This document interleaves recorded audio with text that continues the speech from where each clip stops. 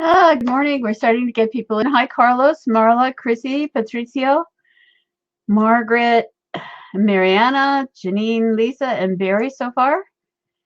Hoping for Cal Cooper soon. Adelson, welcome.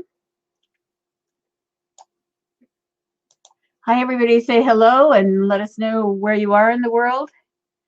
How's the weather today? I'm not actually sure. It's a little rainy again. Welcome, Thomas.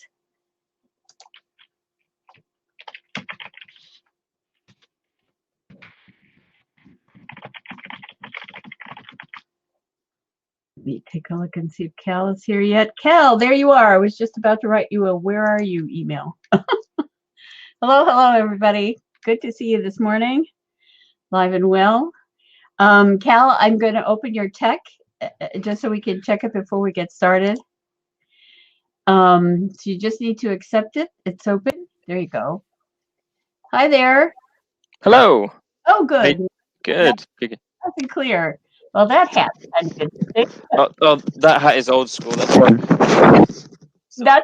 That's my old shooting hat, and it's I've had it since I was 12. It's been all around the world with me, and in the bath a few times, and a few times when I've fallen in rivers. So it's very worn and tatty, but the most loved things are exactly like that.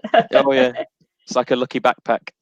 My dad was a Marine in the Second World War. He didn't actually see any action because he was only 17 when he went to boot camp, lied about his age.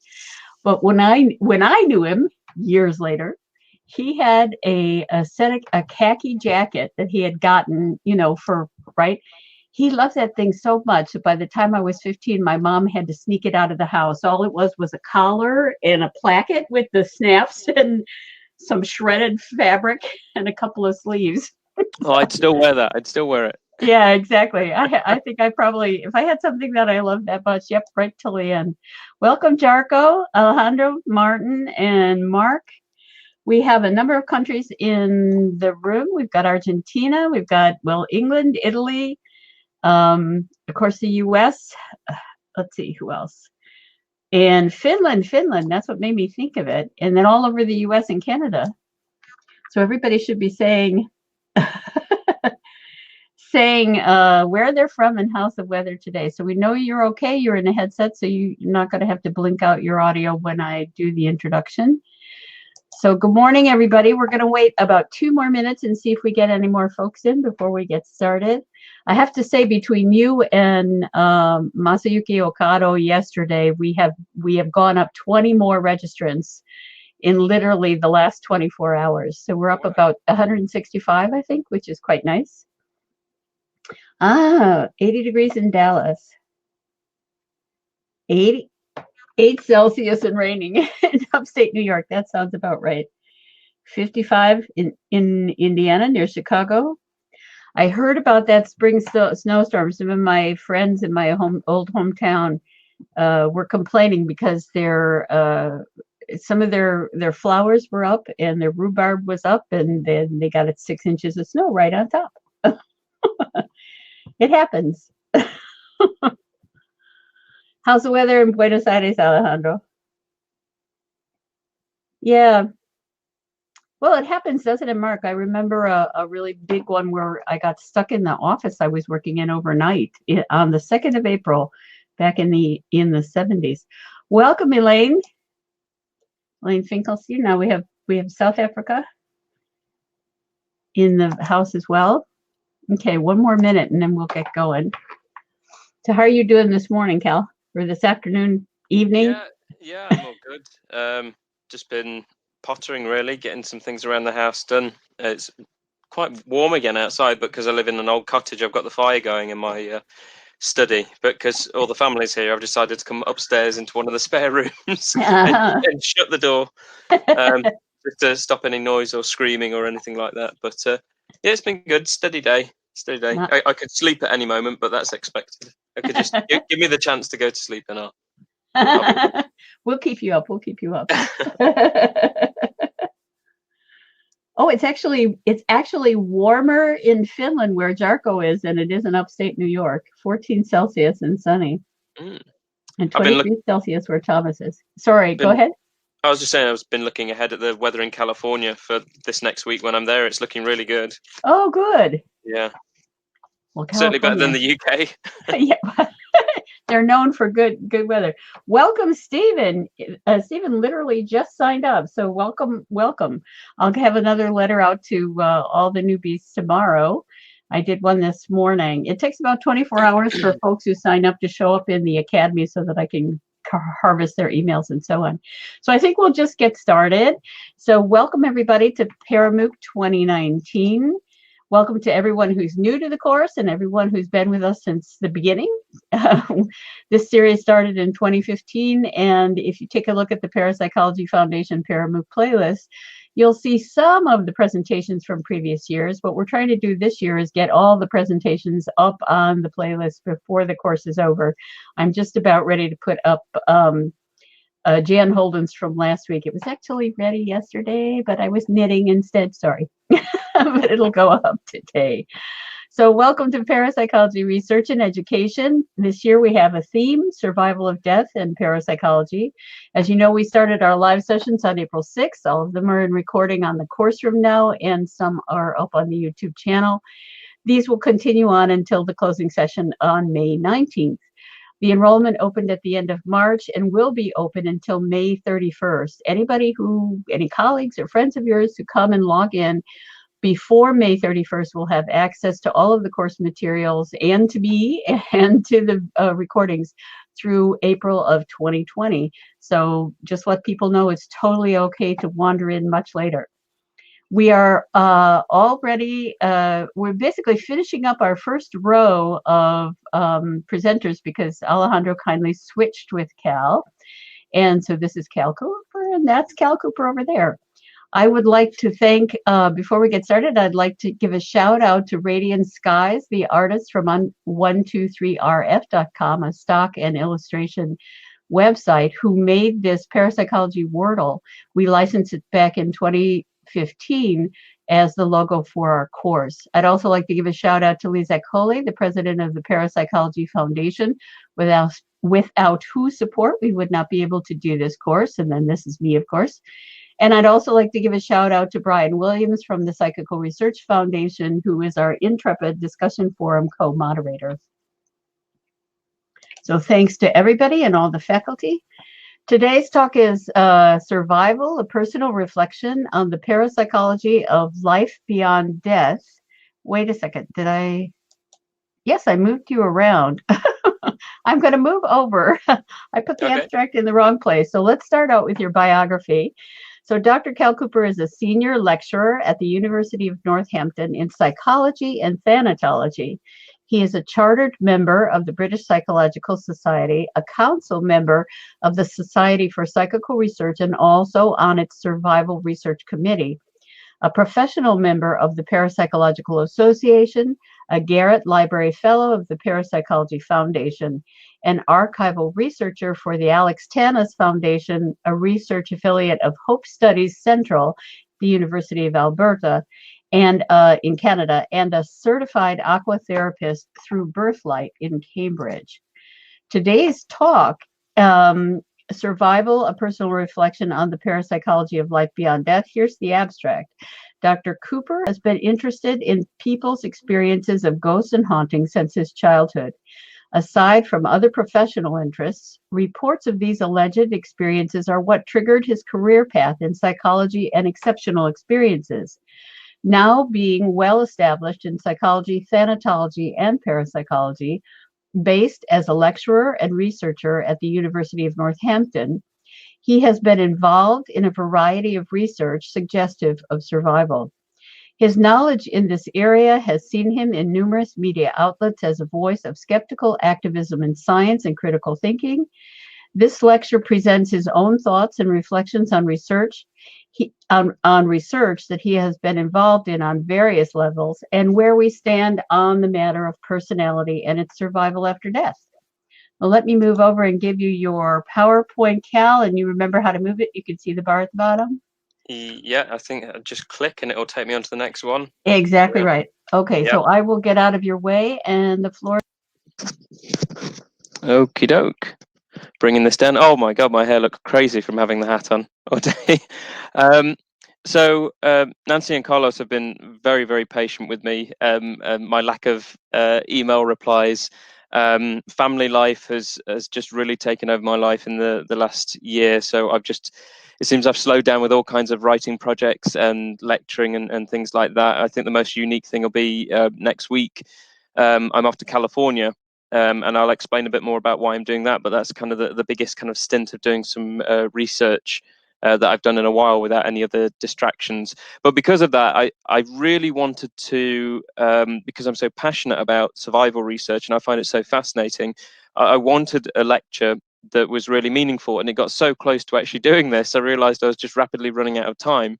And I thought, well, there's one of two options. I either, someone else takes my place, or I will just freestyle it and literally just waffle about my own kind of experiences within this research. And so that's more or less what I'm doing today. I've I put in a load of pictures to kind of prompt my memory. So I'm really taking you on a journey. Well, you're happy for the waffling, good. So I'll take you on a journey as to why did I get involved in this? Why am I interested? And what are the particular things that I've personally explored? Bearing in mind there are many, many different areas we could go off into, which I'll explain. And I thought this is also a good opportunity to talk a little bit more about the University of Northampton as well. So I'll do that, and I'll introduce what we do, and also a tiny bit of parapsychology, though from seeing the people that are involved, there's a lot of people that are already very much aware of what that is, but I'll do a quick recap nonetheless. So let's have a go. Survival, personal reflection on the parapsychology of life beyond death. So let's move into this. Let's click. Might be a delay. Move into the next slide.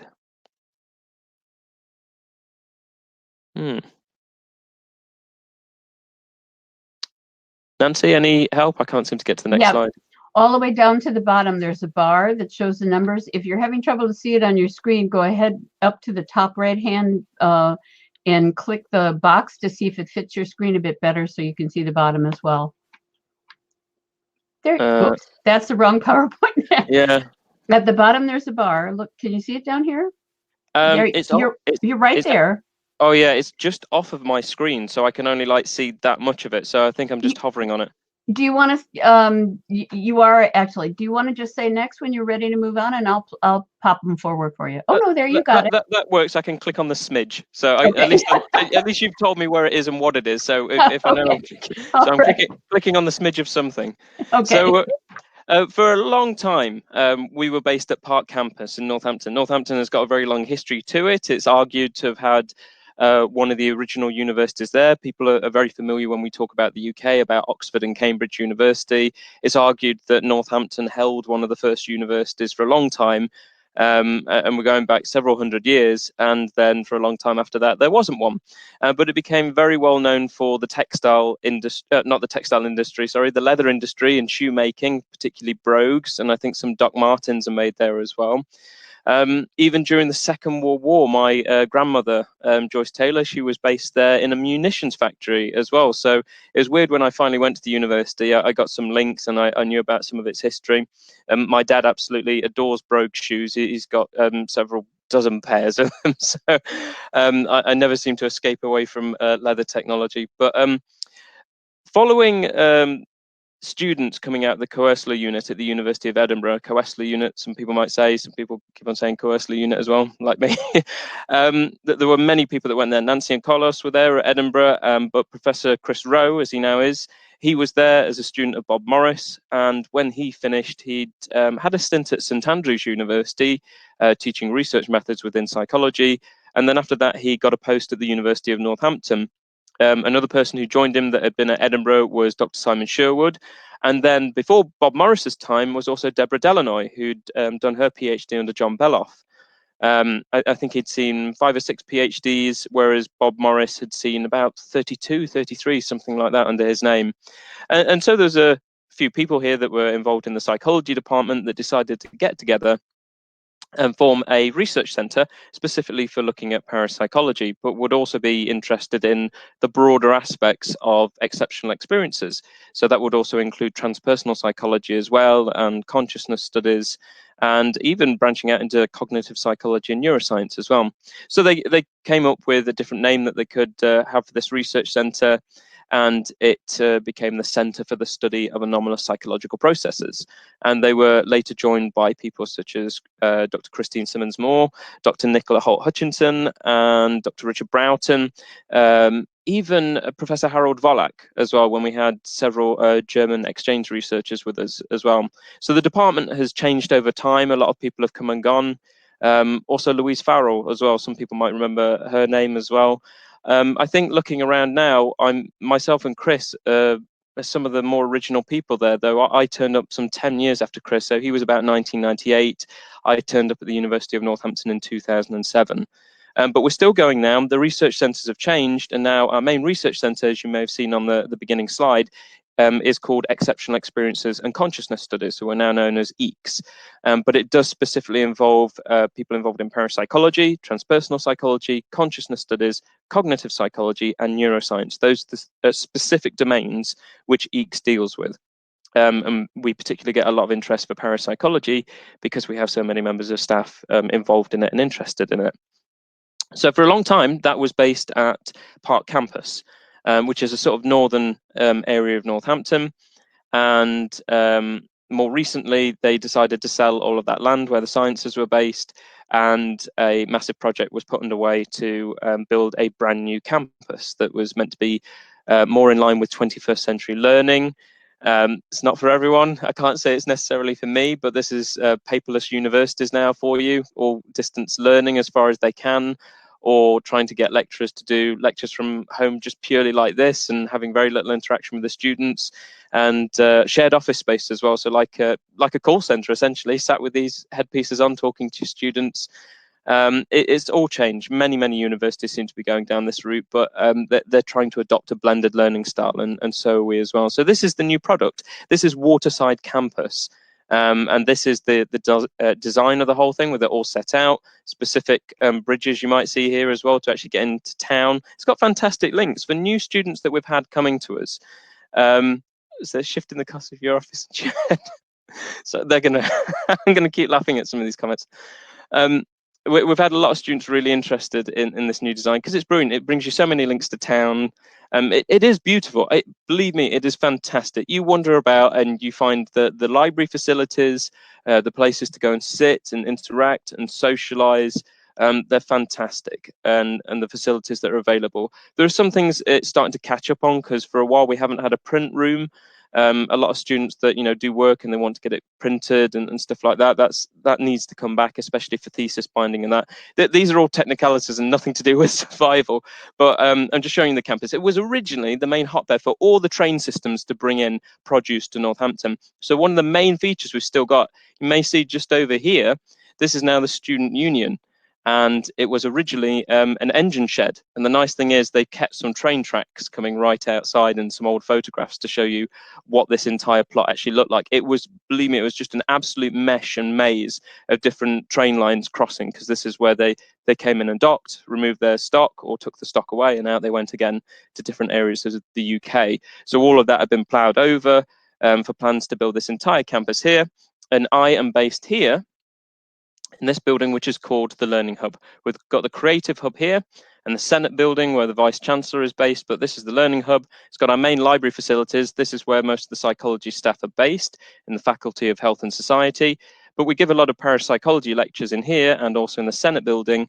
And we also house a lot of our journals and books for parapsychology in this building as well.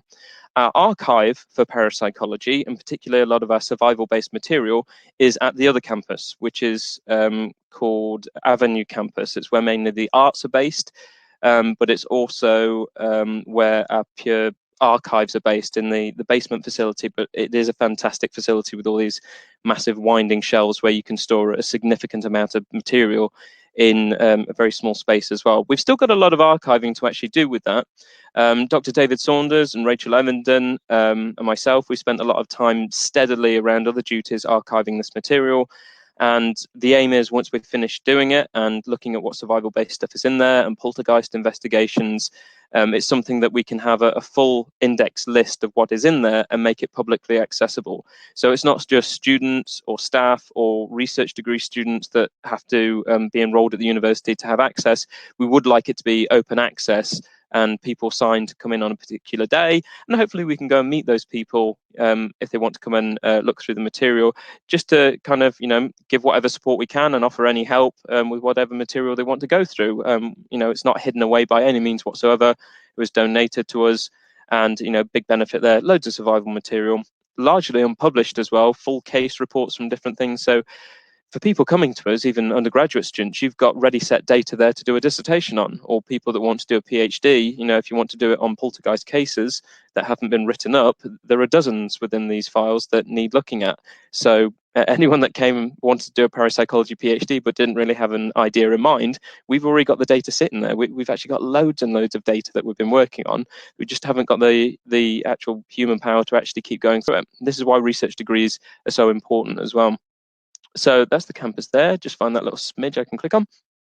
That's closer up. That's the learning hub, and there's level 3. That's where the Faculty of Health and Society is based. And this is just an old digital design, but it pretty much is how it all looks. You've got loads of lovely benches around here, and it captures the sun really well. And over here is also the main canal system, hence it being called Waterside Campus. And this would have also brought in and out a lot of produce to Northampton at the time. So, and there you go. There's the canal system for you, and the lovely bridge that you can see as well that takes you into town.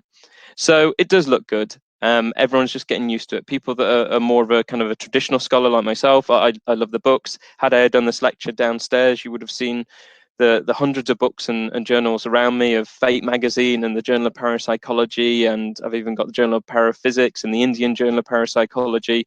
I love collecting the old material, and I think it's so important. And all this stuff as well, that's why archiving's so important. That stuff needs digitizing to actually get it out there. Otherwise, it only exists in these rare physical formats. So I wanted to give you a taste of who's there, and recently, again, we've undergone some shifts as well. So a lot of people may have been familiar with Dr. Elizabeth Roxburgh. She was with us also at the University of Northampton for a long time. She was supervised by Professor Chris Rowe and Dr. Simon Sherwood. She's now at Nottingham Trent University with Dr. David Wild. David Wild is known for research on near-death experiences and out-of-body experiences. And who else have we got? Dr. Charmaine Sonnix has only literally just gone to Buckinghamshire University, which is an independent university. It's very small. They only do teaching 1 term a year. So she's very lucky. The rest of the time she can do research. We teach 2 terms a year. So we just have this constant onslaught of teaching and marking. So that's why it becomes so difficult at places like the University of Northampton, many other universities, for lecturers to actually get that fine balance between doing research and teaching. And Johnny Ryan, he's just taken a break from us, but his PhD research has been on LSD and altered states of consciousness. Charmaine's PhD was on paganism and pagan spell casting and what impact this has on people. So looking at the placebo effect as well. And you can see how that might also influence a side effect if you're just having a positive intention towards someone getting better. What's actually going on in that middle ground process? Is it the spell casting? Is it positive thinking? Is it placebo? Is it psi? Or are they just one and the same thing? Chetak Nungari, he came to us from India. He's just been finishing off his PhD under Professor Chris Rowe and Reverend Dr. Alistair Gordon-Finlayson. That's been on parapsychology and meditation. I'm just about to examine that as well, so I'm his internal examiner for his PhD. This is one of my students as well, Erica Pratt. You might know her for editing the Journal of Exceptional Experiences in Psychology. She's doing a project on looking at how counsellors kind of perceive and receive reports of near-death experiences, how they deal with that, and also the impact it has on those that report them. Dr. David Saunders down here, very striking looking chap. He's most interested in neuroscience and specifically dreaming as well. His whole PhD was looking at lucid dreaming. So people that you might be familiar with in relation to that, Jane Gackenbach, Keith Hearn, people like that. So David's kind of followed in suit with what they've done, and he's really interested in that, and also in survival. He's on the survival research committee of the Society for Psychical Research. We presented a few papers together down that line. We specifically looked at instances of people dreaming about the dead and what kind of dream scenario would actually constitute evidence for survival, what would actually really interest us and suggest that, oh, that's quite interesting. It seems something, it does seem like a dream, obviously, but there's something more to it that seems to have an aspect of psi, or maybe something beyond that, because we are talking about interaction with the dead here. This is Alex Wilson. He is also on the similar grounds to Jonathan Ryan. He's looking at a gang culture drug called lean, which is, I think it's about mixing cough syrup with cocodamol and things like that, some really intense painkillers. And then putting in things like Sprite, the drink, or even Coca-Cola, other soft drinks are available, and Skittles, because when you put this mixture together of the cough syrup and the painkillers, it creates a very bitter taste, so you need something to sweeten up again. And it's been depicted in a lot of rap videos where even the music, the rap that's been presented is slowed down and is very much in a psychic state, psychedelic state. And it's depicting how people are experiencing being on lean as well, where it seems to slow down time. And you get that variation with altered states of consciousness as well. More typically, when we've looked at it in psi-based studies, such as the Gansfeld, time seems to speed up for people, that they get so engrossed in what they're doing, and they've had this passage of time and they don't think it's really been all that long. Whereas with lean, it seems to slow down time. But still, that they seem to be reporting a lot of positives from being on it. Not that using that kind of substance has any real positive effect on your body, but that's what he's looking at. He's looking at what are they experiencing, because there's no documentation of what people really experience while they're on lean.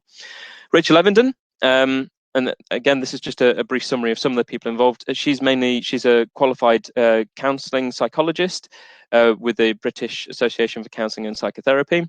She's also involved in teaching positive psychology with me, but her main interest in parapsychology is on mediumship.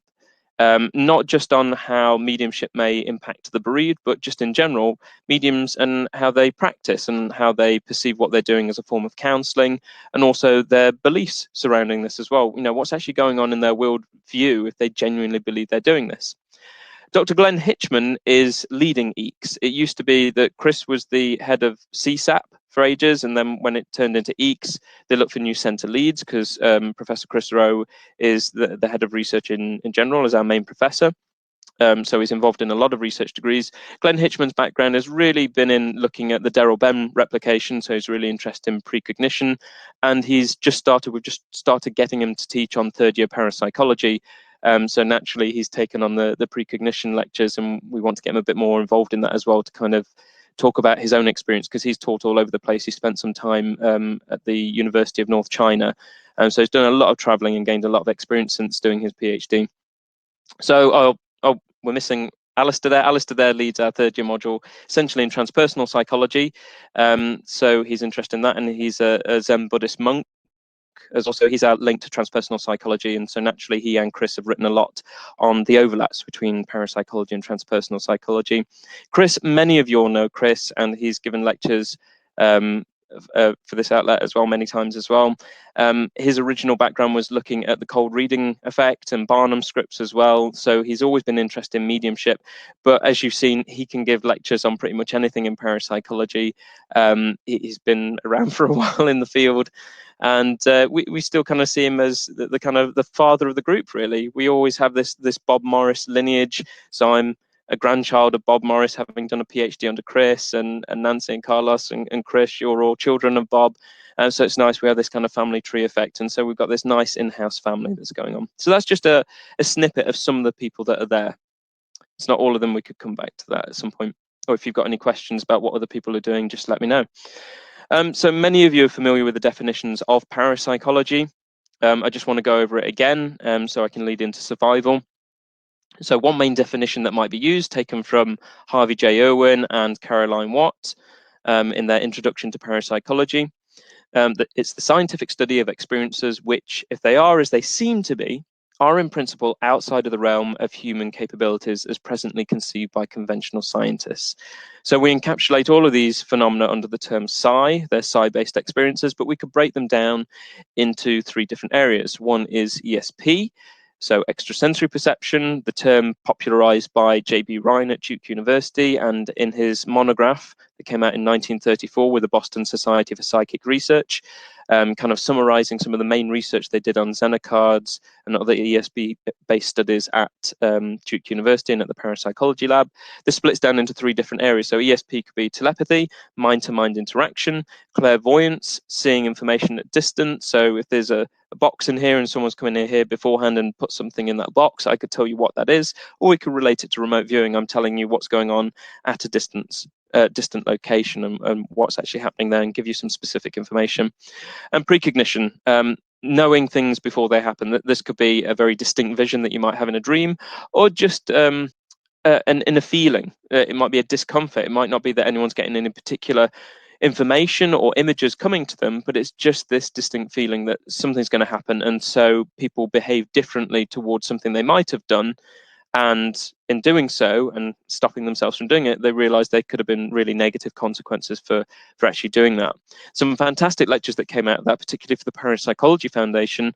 I would really recommend people look at Richard Broughton's lecture on, I think it was called ESP and Emotions, and he starts it off by talking about some of the figures of people that were involved in 9/11 and the significant drop in people that attended the buildings that morning before anything actually happened compared to other days. And this even includes people that were just once in a while going in there, but on that day they had planned to and something diverted them, things got in their way.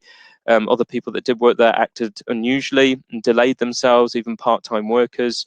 There's a fantastic study, I think 1950, 1952, by Cox in the Journal of the American Society for Psychical Research, that looks at this on train commuters and days of crashes and major fatalities, and looking at the amount of people that bought tickets those days, even taking weather conditions into account as well. So that's ESP, telepathy, clairvoyance, and precognition. PK, psychokinesis, also known as telekinesis. This is known as the ability to influence people or, say, the environment via the power of the mind alone. I say people, that the more popular instance of this might be spoon bending, popularized by Uri Geller, who's no surprises in the news a lot at the moment, helping things out with Brexit and things like that. But we have people like Nina Kalagina. She was moving not only metal, but we have instances there of her allegedly moving wood and fabric and plastic and glass. And then if you turn to the Journal of Paraphysics as well, there are some instances there that report her trying to influence biological systems as well. This has happened with other people and trying to influence plants as well. Actually, there's an interesting study there that reminds me of survival. I'll try and come back to that. But yeah, she was trying to stop frogs' hearts. The report suggests that allegedly this was successful, and the electrocardiographs suggested that the frog had received a minor electrical impulse from her hand when she was waving her hand over it, suggesting something had gone from her to the frog. And we see all of this development, and also the dramatization of Stargate and the use of psi within warfare into films like The Men Who Stare at Goats. So you've got in that the soldier, George Clooney's character, staring at a goat intently, and it has a heart attack and falls over. You can see how a lot of this has developed out of people like Nina Kalagina working with things very small like frogs.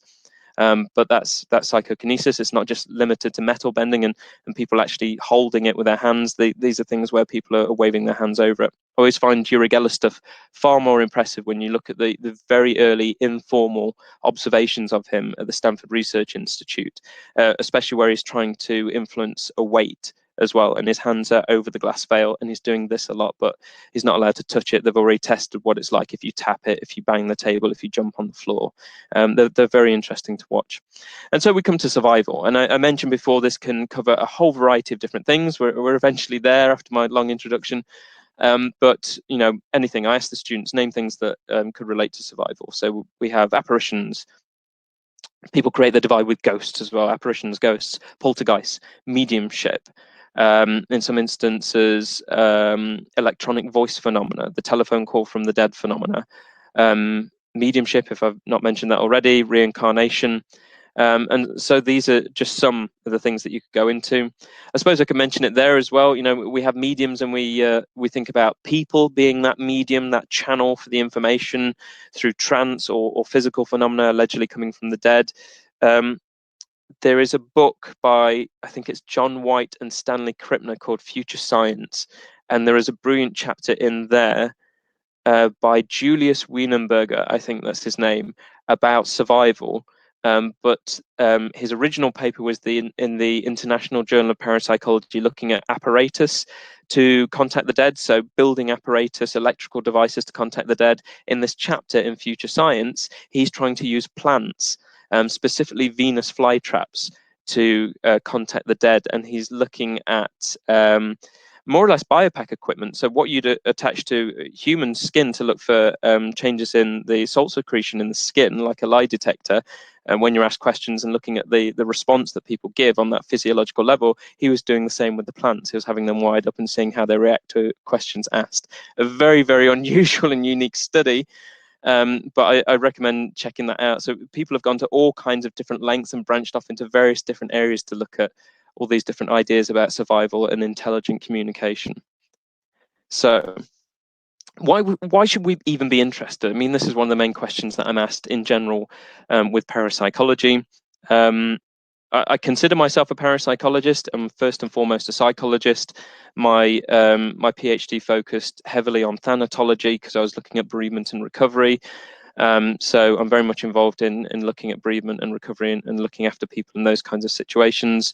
But whenever I've been to like house parties and people naturally do, they ask you your profession, I think very carefully about whether I'm going to say I'm a psychologist, and then they go, "Oh, you know, you're going to judge me. I'll leave you alone." Great, then I get left alone.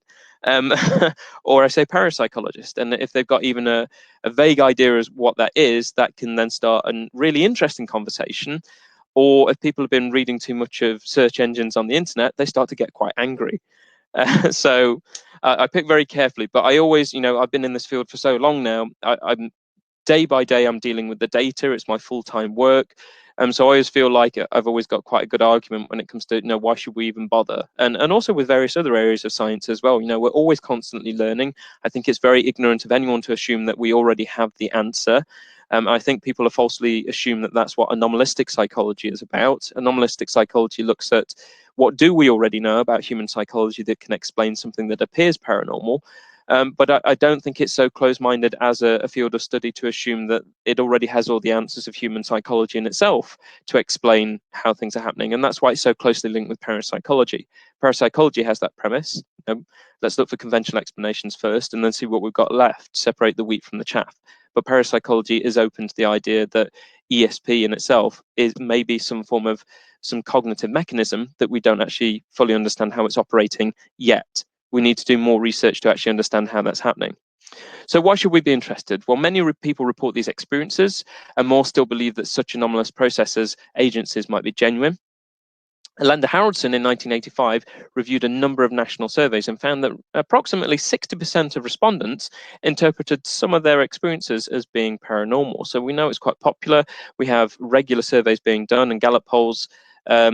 Chris Rowe just submitted something, a survey that he did, and I'll leave him to tell you about the feedback from that. But it was a general population thing and looking at how many people believed in X, Y, or Z, let's say ghosts, for instance. And I think about in one instance, about 40% of people said that they did believe in ghosts.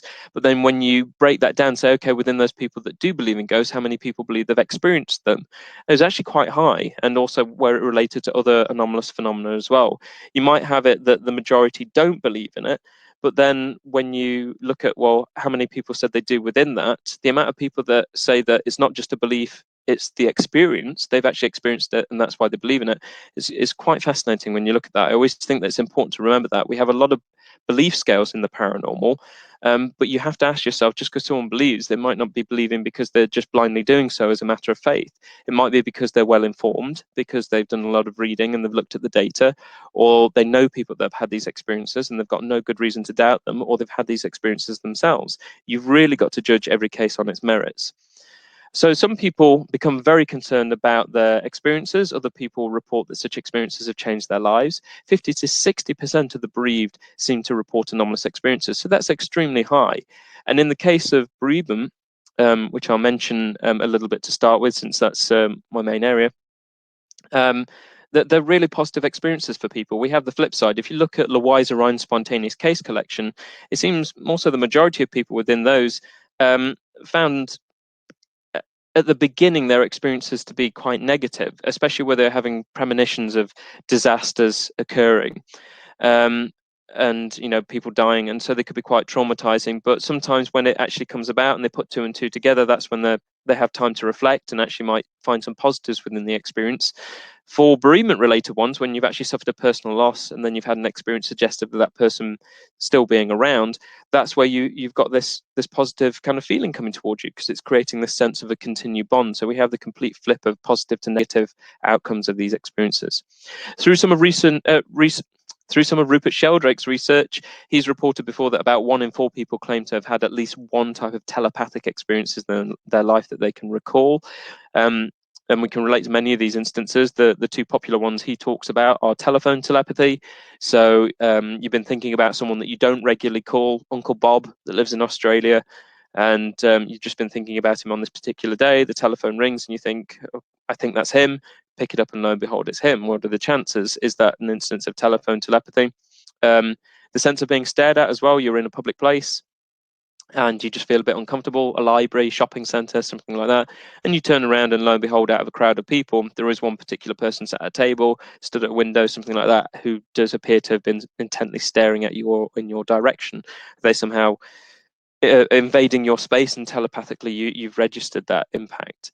I was also going to mention twins as well. So like myozygotic twins, fascinating accounts, especially one that I remember, one being an airline pilot and the other one doing some manual labor job on the ground. And that person that was on the ground, they fell and broke their arm. The airline pilot has this distinct pain in the arm that they can't get rid of for the rest of the flight, and they don't know why. And lo and behold, it relates to their identical twin. And they could relate to these experiences throughout their lives as well. So these experiences are highly common, they're highly natural. And that's one thing that I would argue. I mean, I know we haven't quite gotten to survival yet, but I have a lot of gripes with terms that are used, and they get me into some arguments, and other times it gets me into a situation where I've allowed people to kind of rethink about how things are being portrayed in the media and other things. I absolutely hate the word paranormal, even though we can see it here in this slide, and I hate the word supernatural as well. I think there's such stupid terms that are very misleading, only because they've been misused over time. Exceptional, I don't mind that so much, but if we're suggesting that it's beyond normal and it's beyond natural, then I would say that it has to happen in the minority of cases, but particularly for these instances for the bereaved. From what I've seen from the data, there's even been recent surveys that suggest that around 70% of the bereaved have these experiences. Well, if the majority are having it, then it's not paranormal, it's not supernatural, it's natural. I then start to become interested in that minority who don't report these experiences and want to know why they're not having it, and yet the majority do. So I think these terms are battered about far too much, and for a lot of people mean that if we put that label to it, it can't possibly be happening, regardless of what the data says or what people are actually reporting. By its very nature, by its very term, it shouldn't be happening. It's got something to do with something else. And so that's why I don't like the terms. I mean, they're very misleading. A lot of people have got their own views and interpretations on what they mean. I think when we explain the definitions of parapsychology and exceptional experiences or anomalous experiences and what we mean, they make a lot more sense. Richard Broughton said this in the start of his book, Parapsychology, the Controversial Science. And he said, anomalies are important and it's not a bad term to use. That's what every science looks at, anomalies, isn't it? Because every science is constantly learning. They don't know everything, and that's the same for parapsychology. We know so much about psychology, and we have these extra experiences. So we're interested in anomalies. And if we progress, if we apply science, then it's about trying to unpick these anomalies and understand their processes. It happens in every form of science. Science is all about anomalies. So, just another overview. God, I just throwing these slides in thinking they would help, and I'm probably just talking in general about my gripes with the wider views on parapsychology. But these are some of the UK universities that are involved with parapsychology. I think Professor Chris French is close to retirement soon, so they might not have a research unit because he's the person who's really carried that. But Goldsmiths University London is where he's based. We have the University of Greenwich. Dr. David Luke is based there. University of Derby, Dr. Paul Stevens, Dr. Simon Sherwood, Dr. Ian Baker, to name a few. They're there. I mentioned Dr. Liz Roxburgh and Dr. Simon Sherwood. They're at NTU, Nottingham Trent University. I could go on and name you all the names. Just ask me in person. But we have all these other universities that you can see here, including the University of Edinburgh still going, and University of Northampton as well. These are all different places within the UK, just a few of them as well, where you can either go and study a taught module of parapsychology within a psychology degree curriculum, anything from undergraduate to master's level, or most certainly go there and do a research degree. So anything from a master's of philosophy to a PhD. In some instances, like Rachel, for example, if you're involved in counselling and also interested in parapsychology, where you might be going down a clinical parapsychology route and looking at the health impact on people's involvement with anomalies, anomalous experiences. There's things like Doctor of Professional Practice as well, DProfPrac, and Psi Doctorates as well. So that's to cover it. Right, we're finally here. Okay, what is this? This is Newstead Abbey. Newstead Abbey is only 10 minutes away from me in Nottinghamshire. This is, actually, does anyone know whose former home this is? Without Googling anything, I'll see in the chat forum if anyone knows whose former home this is. Oh, not you, Nancy. But top points if anyone does. The person was a famous poet. And my grandmother, Marion Cooper, Alice Cooper was her name, not the singer. She hated that reference, so she always went by a middle name, Marion Cooper. She frequently took me here as a kid. This here is a road that you can go in by. So you'd normally drive here in front of one of the main lakes, and then it will go around to another road that leads off past a beautiful waterfall that you can walk underneath. Now, going here as a kid, Byron, top points, there you go, Lord Byron, the poet. There were several Byrons, several Lord Byrons, but it was one of the, I think it was the third generation or so. Oh, good guess. He was famous for his poetry and especially became very famous in Greece as well. They adored him over there and more or less wanted him to become a sort of a king in his own right. But fantastic history to him, his poetry, and also for me, involved in sex research as well. I'm fascinated with his sexual behavior. I think he led a really wild and fascinating life for his time. He sounds like someone I really would have got on with. But here, going there and having picnics as a kid, my grandmother would frequently tell me about tales of people seeing the Black Friar, the Goblin Monk, as he was called, the White Lady, and also Bosun the dog. So those are the main three ghosts that are attributed with Newstead Abbey. The White Lady, I've forgotten her actual name. I should have brought up a book from my library because there's a beautiful poem in there by Byron about the Goblin Friar. And the legend was that every time the Goblin Friar appeared, it was because a member of the Byron family was about to die. So it was this symbolic dark figure. Up here, just here, if you can see on the pointer where I'm pointing, that is Byron's bedroom. And next to Byron's bedroom is just a room that is all stone, and there is a painting in there of the Goblin Friar, who was an actual person. And it's a very kind of naturally creepy room, as you can imagine, because it's just all stone. But it's nice that you have this connection between the Goblin Friar who had written poetry about and his bedroom being so close as well. And there's this lovely last line about seeing him wondering about the abbey. He wasn't just wondering about the house, he'd be in this entire abbey wondering about if someone was close to their death. And the final line was, he comes but not to grieve. So all the other family are upset about someone being on their deathbed or not even knowing someone's about to die. And he's not there as a symbol of grieving or of loss. It's more so a warning of something to happen. The White Lady, as I mentioned, I can't remember her name. She was a good friend of Lord Byron, and he'd had many male and female friends and sexual partners coming and going. I can't say whether she was a specific close friend in that way, but whatever happened, she was in the middle of Nottingham, which is another, this is Nottinghamshire area, this is quite the border, but another 15-20 minutes or so, you get into the city centre of Nottingham from here, and she'd passed away from being knocked over by a horse and carriage in the middle of the city. And after her death, it was said that people had seen her roaming about the grounds, including Byron. And that's why there's some literature based on that as well. Even through to more modern times, I'm even talking about reports up until the 1990s. Outside of the Abbey, there's a main road that comes in here, as I said, and it goes out the other side. So there are two main entrances to get into Newstead Abbey. And on either side, there are main bus stops, beautiful wooden huts that you stand at and you wait for the bus to come along. There were loads of reports that came out on this side, going off here, if you carried on up the drive, which takes you at least a mile. The drives are really, really long to get up to the Abbey House. Bus drivers had frequently pulled over at night time to let a lady in white onto the bus, only to get there and open the door and see her stood there and then just disappear, which naturally freaked out a lot of the bus drivers. But as a kid, can you imagine? I was fascinated by these accounts, and was this experience really that strong that someone would pull over and open the bus doors to let someone on, only for them to disappear? They must have appeared so solid.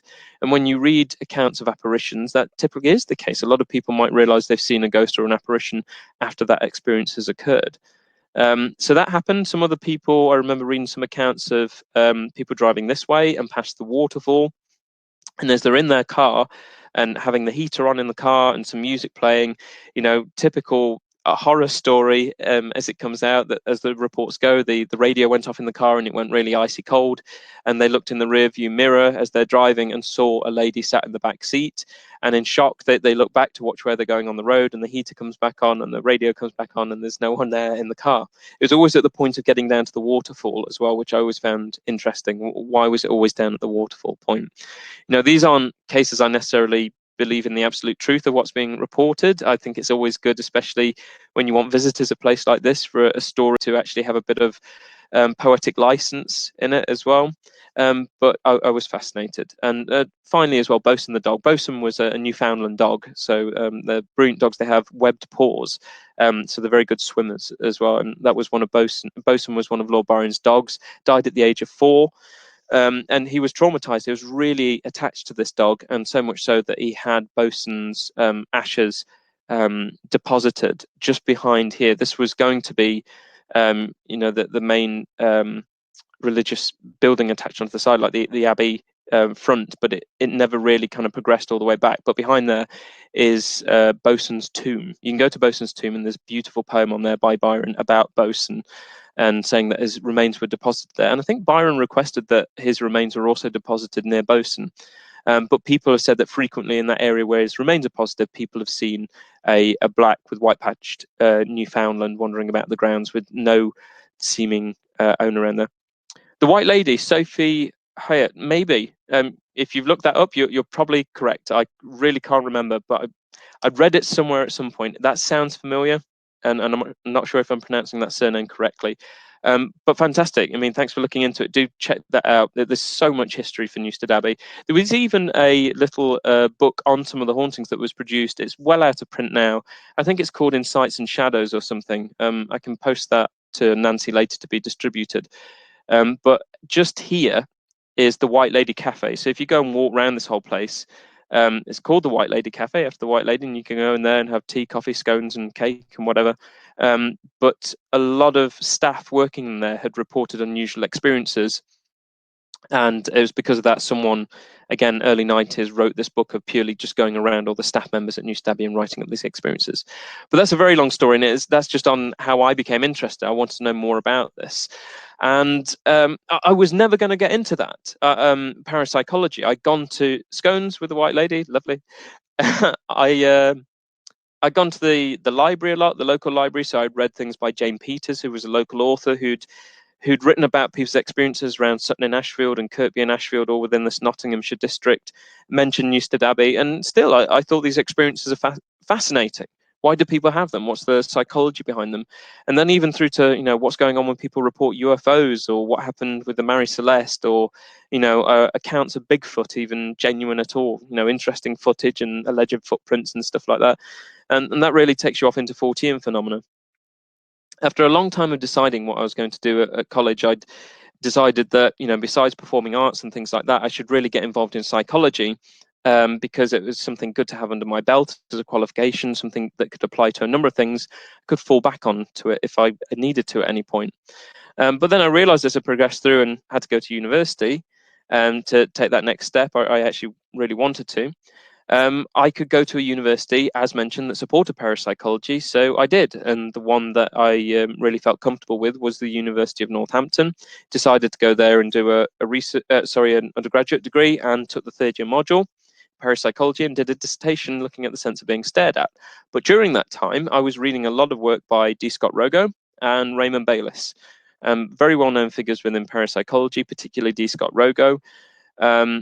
At the moment, why I'm going out to California is because I recently did a biography for him for the Science Encyclopedia, which I was really glad that's been really well received. I'd also looked at some of the really stupid comments that have been placed on Wikipedia regarding criticisms that, when I actually went to the original sources, they're so, shamefully twisted to make out that, to make out that Scott was a charlatan, or didn't really see the errors that he was creating. He did. I mean, some of his Carlos even reviewed Miracles, his book Miracles, for the Journal of the Society for Psychical Research back in 1983, 84, around about there. And it's really one of his really rushed books, because it's fascinating for what he gathered, but there are some very kind of sloppy conclusions. Not to say that Scott wasn't aware of the variety of conclusions that are out there for all kinds of anomalous phenomena, but Scott made his living from publishing books, and sometimes his publishers were wanting him to just churn them out. I think on average he was producing 2 or 3 a year, along with being a consultant editor for Fate magazine, along with guest lecturing, being on I think he was on the faculty for John F. Kennedy University, as they had their MS in parapsychology, along with writing articles, along with doing independent studies. Is a busy guy, and unfortunately in doing this, it led to a lot of slip-ups as well sometimes with some of the stuff they put out there. But if you've ever seen any of the lectures he's given, or heard him do any radio shows, there is one that's on YouTube. He really is a force to be reckoned with when people were challenging him on facts and the history of parapsychology. Because he'd read it, and he just, he read and he read and he wrote and he wrote, and that's the way to get recognized. Neither of these two figures had gone through to do PhDs. Scott's background was in music, his undergraduate degree, and Raymond Bayliss was a landscape artist, and he'd later on done science fiction based pictures as well. That was his main living. Both of them were just extremely well read, though, and they came together because they'd been involved as consultant researchers for the Southern Californian Society for Psychical Research. While I'm in Southern California next week, I'm going to be catching up with their last president, Dr. Elizabeth McAdams, who wrote a book called The Case for Life After Death with Raymond Bayliss in 1981. Parapsychologists Look at the Evidence. So one of their books that I was interested in, they had written about survival. I'd found this book, Phone Calls from the Dead, and I didn't really think much to it. Initially, because I'd just thrown it on a pile of all of the books that I've been gathering by them. I'd read their books and thought they're great, so I was steadily just buying more that I knew they'd authored, and I thought I'll get around to them eventually. Because during that time, 2008, also, there was a report on the internet of a train crash that had occurred in California with a gentleman called Charles Peck, who'd been traveling home, and the crash happened, and his family were saying that they were having reports of their mobile phone ringing, and when they answered it, and it was him, it was saying that it was him. When they answered it, it went to voicemail or reacted as though it had been turned off. And when they rang back, they weren't getting anything. Sometimes when they answered it, they were just getting static. So they thought that maybe he'd been caught in the wreckage. His phone's just out of reach, but somehow he's tapping it. And so they just yelled words of encouragement down the phone. Don't worry, the rescuers are coming.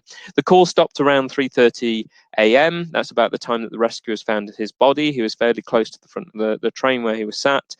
And it seems that he died on first impact. The phone was never recovered. For me, anomalistic psychology, that phone's been thrown, it's been smashed, and it's just repeatedly calling the last people in the call register, his kids, his wife, until it just eventually dies.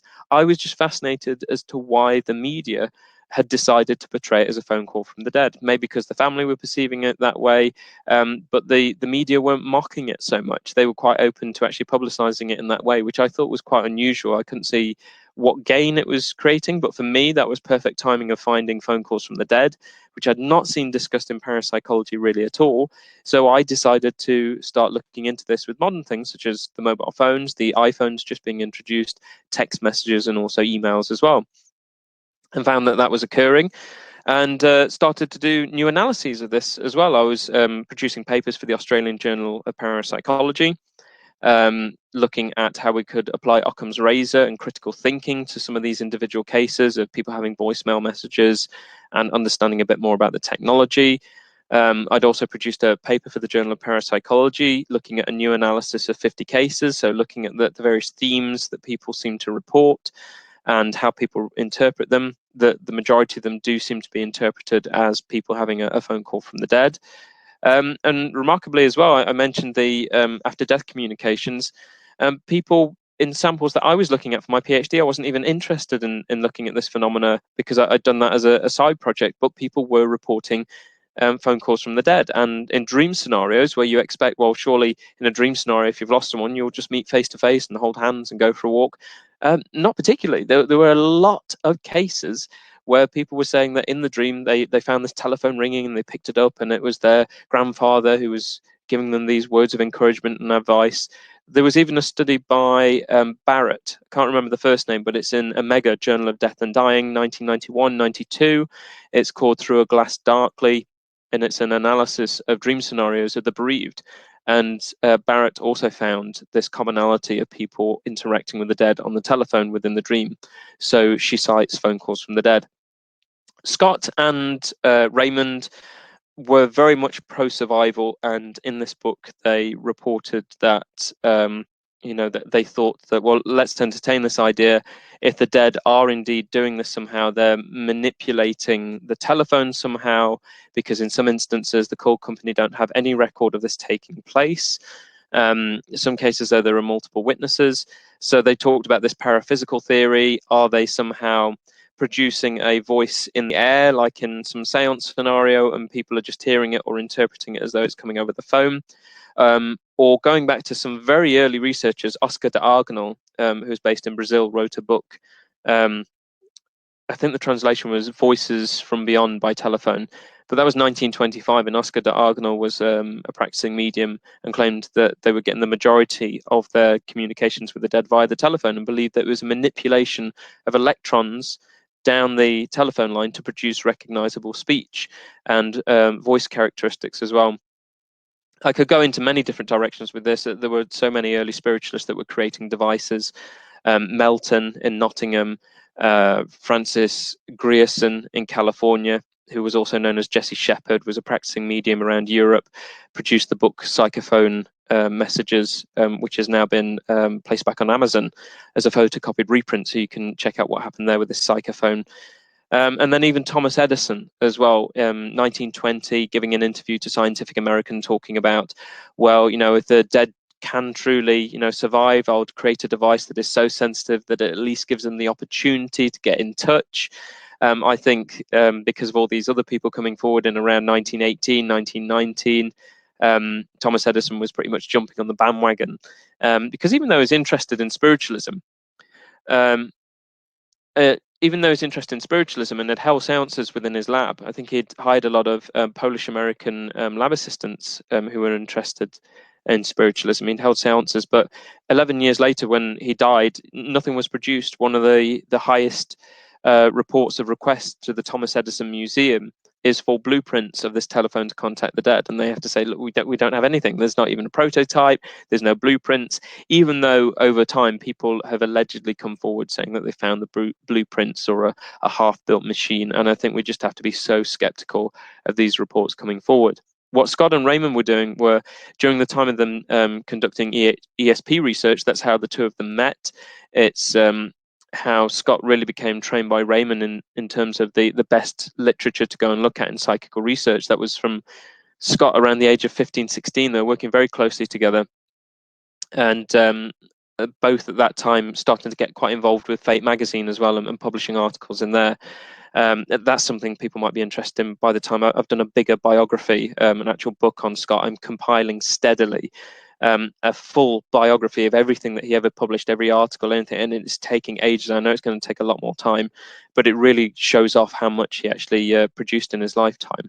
But they were really into this. They were doing the EVP research. They supported the idea that maybe they're capable of manipulating the magnetic tape and producing these voices that are on playback. And so when people came forward saying they'd had these experiences and they collected them, decided to do an analysis once they got 50 of these cases, from modern day reports through to ones they found in historical documents. Again, they went through conventional explanations, looking at misinterpretation and dream scenarios and prank calls, through to, well, can we entertain this idea? What about psychokinesis being involved, and actually the living are doing it, but somehow they're manipulating the telephone? And then through to this idea of the dead manipulating the telephone itself. I mean, I've done so many media outlets for parapsychology, and people have asked me a lot about the telephone calls. Often Scott and Raymond's views have been put through as my own.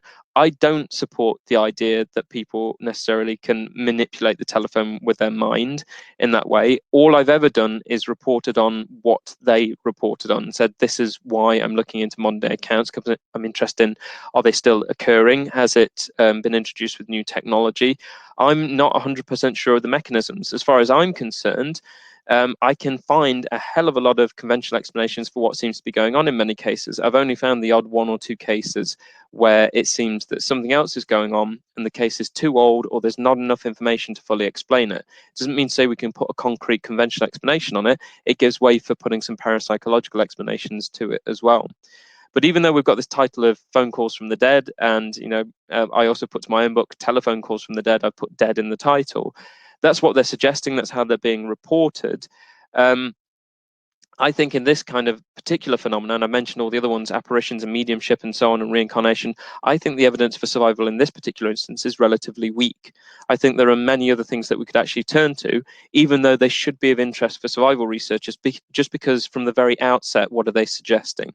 I was speaking to Craig Murray not so long ago, and he said, why isn't this just more an exploration of psi? When you've got titles such as Phone Calls from the Dead, surely it'd be, ESP and the telephone. And I said, well, I can understand why they put this title though, because that's how the majority of people are reporting it. That's how the majority of people are interpreting it. So let's start with that premise and work our way backwards. So that's one of the kind of early interests for me in terms of me being involved in active research, collecting data, investigating accounts, interviewing people, trawling through libraries and archival material to find things. And it led to a modern study for me. And I'm still going on with that research now. So that produced Phone Calls from the Dead. That was in 2012. And then I did other papers after that. More recently, last year, I did a paper for the Journal of the Society for Psychical Research where people had questioned Scott and Raymond's methods. And I said some of these kind of critiques are actually quite poor. They're not very fair. And then with Steve Parsons in Paracoustics, Sound and the Paranormal, I did another chapter in there on telephone anomalies and looking at some lab-based research as well. But I also wrote a concise history of EVP research as well, which mentions the early dealings of Scott and Raymond Bayliss, and also the medium Attila Vonzele as well.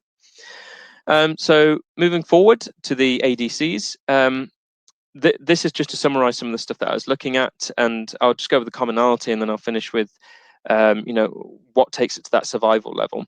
So on the side there, we have Frederick Myers. If none of you have read, and this is a summarized version, I have my original 2-volume downstairs, came out in 1903, Human Personality and its Survival of Bodily Death. This is his kind of main piece that was produced after he died. It was finished off for him.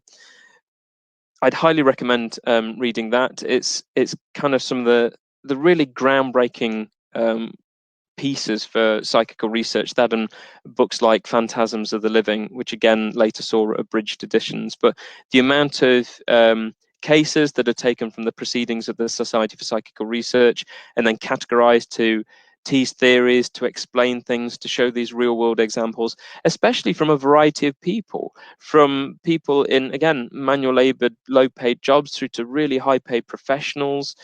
This is why you have people like Walter Franklin Prince producing noted witnesses for psychic occurrences, where people said, oh, there's this cognitive dissonance thing, people that are mentally weak, the only people that are reporting these experiences because they're not capable of looking for conventional explanations or appraising coincidence. And, you can easily gather, a whole sample of people that are police officers, judges, doctors, you name it, in very, authoritative positions, people that we should trust their opinion and their judgment, and if they're reporting these experiences as well, it shows how common they are, and that we can't just dismiss people's experiences out of hand based on what educational background they've necessarily had or the job that they're actually involved in either. So those arguments were happening very early on, and unfortunately some of those arguments are still used to try and wash away these experiences.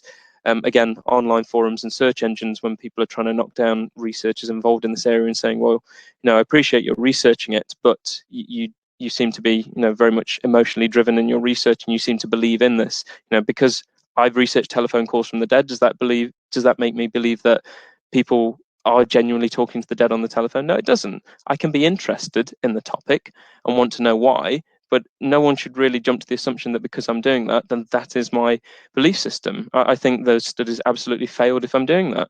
I think any research that a scientist is doing where they already believe in the outcome and they've got a strong invested interest in it, why bother doing the research? It doesn't make any sense. You've got to be skeptical of any field you're working in. Skepticism doesn't just apply to parapsychology, it applies to science in general. Be skeptical, question the claim, try and dismiss the idea. And if it's still going on, then you may have something interesting occurring. If you put every blockade in way to actually try and stop it occurring, good methodology. Sorry, I'm waffling. I knew it'd be on a waffle because I've just thrown some of these slides together as ideas to talk about survival. So anyway, I mentioned phantasms of the living. Edmund Gurney and Frederick Myers were writing this. Edmund Gurney passed away and Frederick Myers finished off this paper in volume 5 of the Proceedings of the SPR. Oh, bless you. I'm glad you like the waffling. So in this initial study, 231 cases of hallucinations of the dead were collected out of phantasms of the living, in which 28 occurred within 1 week of the death of the individual visualized. So we also have this 24-hour period. It's known as the crisis period. 24 hours leading up to the death of a person, at the point of them dying, and 24 hours afterwards is known as this crisis period. And here we have some accounts. 21 occurred within 1 week of that death occurring, so people reporting these experiences. If you're interested in those deathbed experiences, certainly go to books like Deathbed Visions by Sir William Barrett, Death and Its Mystery, which is a 3-volume piece by Camille Flammarion, and then more recently, Peter Fenwick and Elizabeth Fenwick, The Art of Dying. I think that's very good. And then also maybe At the Hour of Death by Carlos Osis and Elenda Haraldson. Anyway, many accounts were revisited from phantasms of the living. 134 cases of post-mortem apparitions were analysed. In 104 cases, it was not known whether the percipient's cases preceded or followed the experience of death, because missing information there, so they included them anyway. They seem to, but can't be absolutely certain. In 40 cases, the experience of apparitions occurred within 24 hours, crisis period. And people like Tyrrell, in his book Apparitions, which was revised from an SPR lecture, talks about this crisis period. So this is what it looked like as a very basic pencil diagram in the proceedings. You've got this 1 week period leading up, which we'd assume would be this deathbed phase more typically. It's, I think, a bit rarer for someone that is not on their deathbed to suddenly start having anomalous phenomena before the point they suddenly die, but it may occur like premonitions of their death to come, something like that. Thank you so much, Nancy, for all these links coming up. They're very useful. And then we have this moment of death, and then it's steadily sloping off over time. That doesn't mean to say that only within a year they seem to occur. People might be integrating these experiences into their daily lives, so they might not be recognizing them as anomalous anymore, sense of presence, hearing the person about the home, smelling them, feeling them, touching them, dreaming about them. They could keep on occurring. Some of the samples that I looked at, I had a person that 30 years after they'd lost the person, they spontaneously had an experience, and another person 32 years as well. So it can be many, many years. A lot of the time people have said, well, people are only having these experiences because they're in grief. As a thanatologist, I would argue that just because you're in grief, it is not a good excuse to have a psychokinetic experience or a hallucination as far as an apparition that other people in the room may be able to witness as well, who have nothing to do with your personal loss. It doesn't make a whole lot of sense to me as far as separation anxieties occur as it occurs, and how it seems to impact on people, the actual symptoms of that. This seems something extra that parapsychology really needs to pay attention to. So one of the other surveys that went out as well that highlighted how common these experiences are was the Census of Hallucinations, Proceedings of the Society for Psychical Research, Volume 10. One of the main questions that was asked was, have you ever had a vivid impression of seeing or being touched or of hearing voices, which impression, so far as you could discover, was not due to any external cause? And from this postal survey, even back then, 17,000 postal correspondences were returned, the questionnaires, 10% of which reported types of hallucinations which could be considered a post-mortem encounter. This is William Dewi Rees. I wrote his obituary, unfortunately, last year for the Journal of the Society for Psychical Research. I was that close to going to meet him, and there were several opportunities where I should have done, because he was only like an hour and a half away in Warwickshire, and I really wish I had. And he was the first person to do an actual doctoral study on this phenomena way after the SPR, but he gained the SPR some further respect because no one was paying attention to these early researchers that I just mentioned. It's only because Dewi was already a GP, he was already considered a doctor. You didn't have to have a research doctorate of any kind to be known as a doctor in general practice, but because he was doing a lot of research himself, he wanted to get respect from researchers such as parapsychologists and psychologists. And the only way he was going to do that was holding a research degree. So at King's College London, he did an MD thesis. He was just looking at the negative impact of bereavement and interviewing many of his participants. Towards the end, he realized some of them came forward and said that they'd sensed the presence of their deceased partner. And not many people seem to have reported this, but they'd not been open necessarily. So he went back to his whole sample and re-asked them, by the way, have you ever had this sense of presence experience? And 50% of them approximately said they had. So he had to go back and re-interview them about their experiences because he found it far more fascinating than what he'd already written and published about just the negative impact. These sense of presence experiences, what were they doing to people and why did people have them? One of the questions he asked was, did you find this experience helpful or harmful? These are some of the respondents. Vast majority of people found them helpful. Some found them harmful because they were initially scary. Other people weren't quite so sure. I had a lot of correspondence, written letter correspondence with Dewi because he preferred it to using email. Dewi being the Welsh equivalent of David, and he preferred going by Dewi, or he didn't mind people calling him David. So as I say, unfortunately passed away last year, but it's fascinating in the correspondence because he'd met Scott Rogo a few times. Scott was fascinated with this study, published in 1971. As soon as that MD thesis was done, he summarized it in a paper in volume 4 of the British Medical Journal. And that is what got William recognition, is what got sense of presence experiences after death, recognition. Scott wrote about it a lot whenever he was talking about ADCs, and then any study really talking about ADCs, this is the grounding research that they reference. Unfortunately, not the early stuff from the SPR, which is very powerful, massive sample sizes, fascinating, detailed, well-researched accounts. It's because this went into the British Medical Journal. And so more people were giving it the time of day and saying, all right, you've demonstrated they're common and they're helpful. But that gives a loophole to let parapsychology kind of step through and say, yes, and let's have a look deeper at those accounts as well. People might be reporting veridical information. I mentioned David Saunders and is talking about dreams of the dead. There's the Chaffin and Chaffin Will case. You dream about someone who is dead, they come to you with additional information, and you don't know about that. It doesn't make any sense to you, but you follow it up, and lo and behold, it may relate to the dead, and it's something that seemingly only they really knew about. Or what about these collective cases? So I mentioned other people witnessing the apparition or seeing a movement of things, and yet they weren't involved. One of my participants for the PhD, she was an end-of-life care nurse, and she'd lost her partner. They both had a pact that after one of them died, the other would give a sign that they were still about. She'd had some, even at the side of the deathbed, some instant problems with her phone that she found unusual, but it was a couple of weeks later. She'd not mentioned that or sense of presence experiences, and she was at the wake.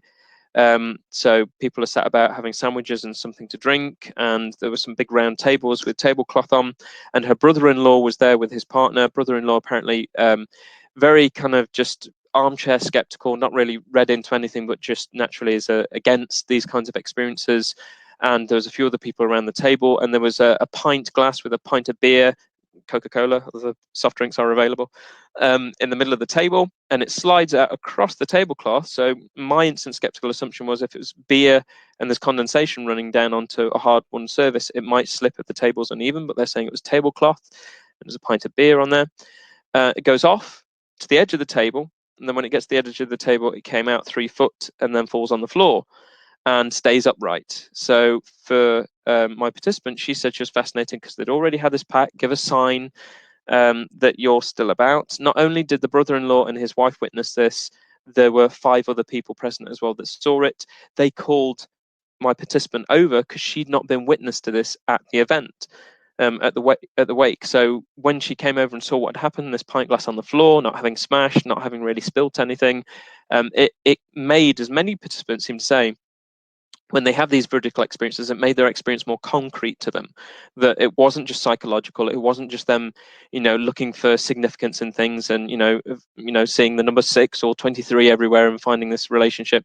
It was spontaneous. It happened when they least expected it to. And then in some instances, they'd have other people having these strange experiences in close proximity or in relation to in some way. So it just made the experience more solid to them. In those cases, we've got physical effects. So it's very, very hard to then say, well, that's a case of survival. It's leaning more towards psychokinesis and the separation anxiety. And has that got something to do with producing a psychokinetic effect? If we were to entertain that idea, I'm not saying that's what's happening.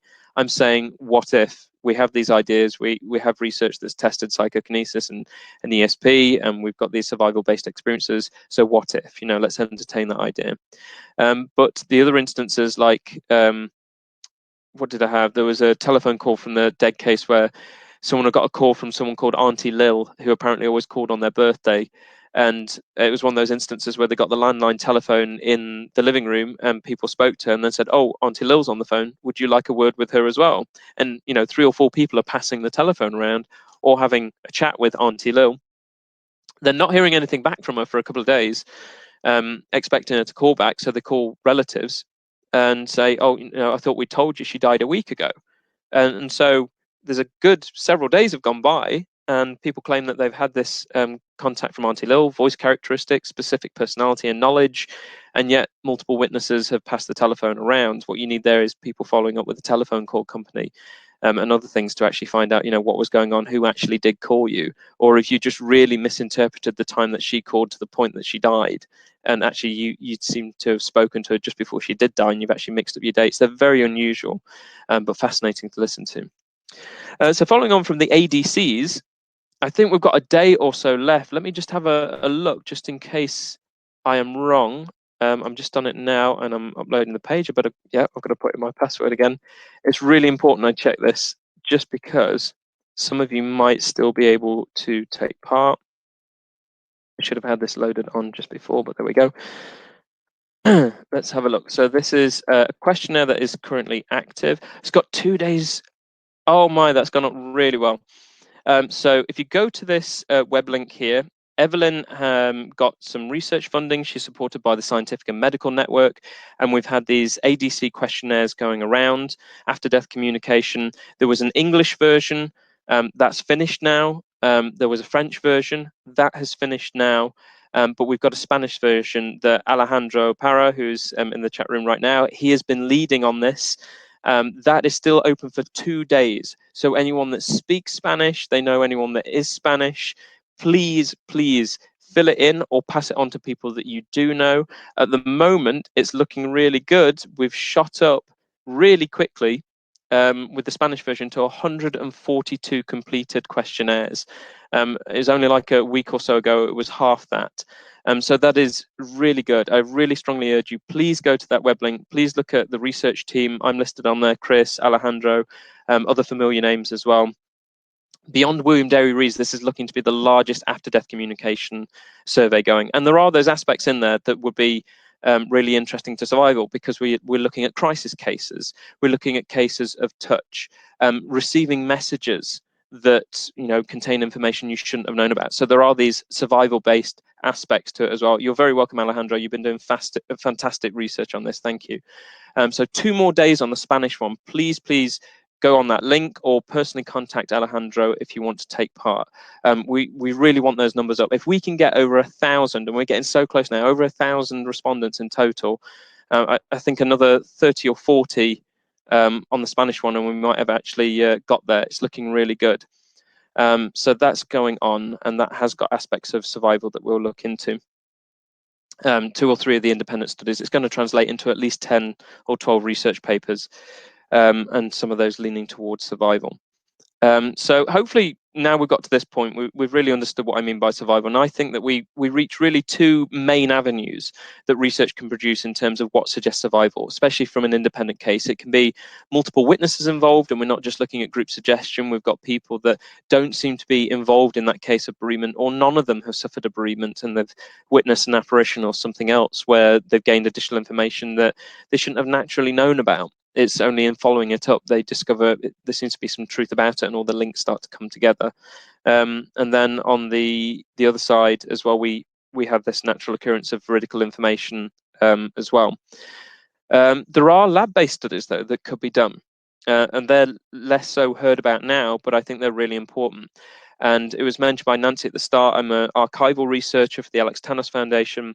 Alex Tanous, when he died in 1990, Scott Rogo died in 1990 as well. Lloyd Auerbach was, a big follower of both of them, and I think both of them helped him out a lot with his career and were very supportive. So in his book Psychic Dreaming, he dedicates that book to both Alex Tanous and Scott Rogo. Alex Tanous passed away from a heart attack following treatment for cancer. Scott unfortunately was murdered in his home in 1990, and I'll talk about those some of the times. As I say, I'm working on biographical work. But Alex, he'd grown up having experiences from a child. His parents had had them as well. He allegedly got a very psychic background in terms of his grandparents and his parents having voices and visions that turned out to be correct when they followed them up. Mainly predictions when he was a kid. He would shake the hand of a guest that had come into the family home, and 4 or 5 years old, he'd say, "Sir, are you prepared to die?" And his father would take him to one side and say, "Alex, you can't say things like that. I understand you've got these feelings and these urges, but you can't say that out loud." And he said, "I'm sorry, Dad, it just sort of came to me in this flash, like psychometry. He's touched and had this message." With that particular gentleman, he died the next day of a heart attack, and Alex had many of these kinds of predictions that he wrote up, especially in his first little booklet of a book called 3 Days of Darkness. There's a lady that came to him saying, "Will my son return home from the military safely?" And he said, "Yes, he will. He won't be injured at all. But when he does come home, please do not make him or allow him to cross any railroad crossings, especially where the road goes over the railway crossing." She said, "Fine." Little did she know that one day her son, after he had come back, he went out in the car and he went over a railway crossing, and the train crashed into him and killed him. Another one was, there's some beautiful home video footage I've got of Alex Tanous going about the American Society for Psychical Research. If any of you had the chance, and if you more recently do get the chance, let me know, of going in the American Society for Psychical Research. Alex spent a lot of time on the upper floors, but also in one of the main library areas where there's a big table, and he looked out the window at the Dakota building. That is where John Lennon lived with Yoko Ono, and also that is where he was murdered. He was shot outside the apartment. But Alex, 2 weeks beforehand, had been stood at that window for quite some time, and he'd just been contemplating as he did. And I think it was a day later or so, he was going on radio, and they were talking about his abilities and this gift of foresight. And they said, "Well, could you give us a prediction now?" And he said, in a few days' time, a famous person is going to be killed, and it will change the consciousness of the world, how it will impact them. It's going to be extremely impactful what's going to happen. And lo and behold, John Lennon gets shot, and the massive impact this has on everybody, and seemingly still does today for a number of people. He related that to being John Lennon without specifically saying his name. We could be quite skeptical about that, but these are some of the examples that if you're going to make such a bold claim as an alleged psychic as well, and you're wrong, people aren't really going to be so interested. If you make such a bold claim as that, and he'd specifically said John Lennon, then if I was a police officer or an investigator, I'd take him in for questioning. So it's a bit of a double-edged sword, really, when it comes to these things, but fascinating nonetheless.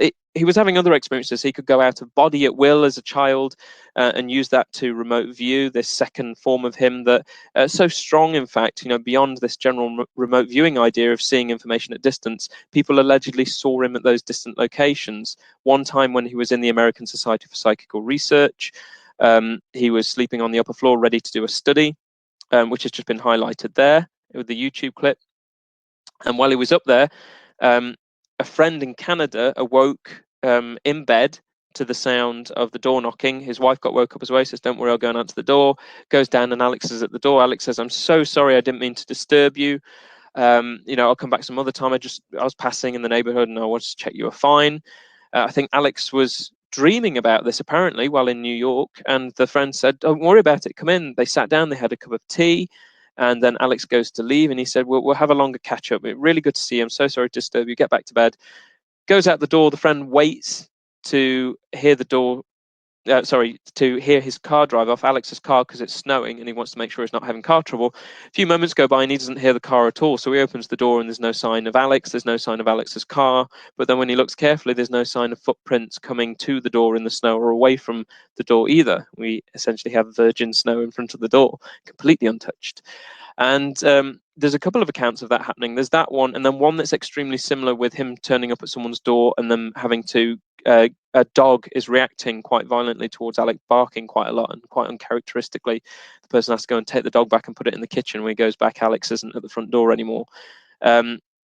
There's Fred Frolic, I think is his name, though I might have got that wrong. Again, another book. I'm going to send a list of books and useful references if I can, if I mentioned anything, or if anyone reminds me, to Nancy, and they can be put up afterwards.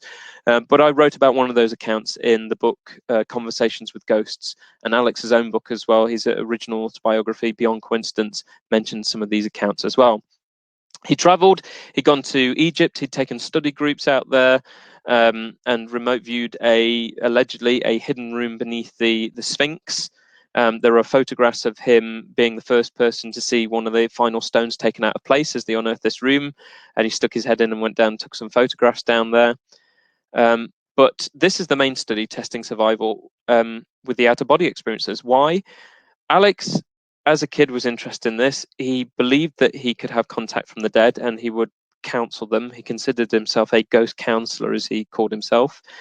He'd gone through a lot of education as well. He'd served military service, but he had an undergraduate degree in government and politics. He had a master's degree in theology, a master's degree in philosophy. So that was from Fordham University and Boston College, and then one from the University of Southern Maine, a master's degree in education and counseling.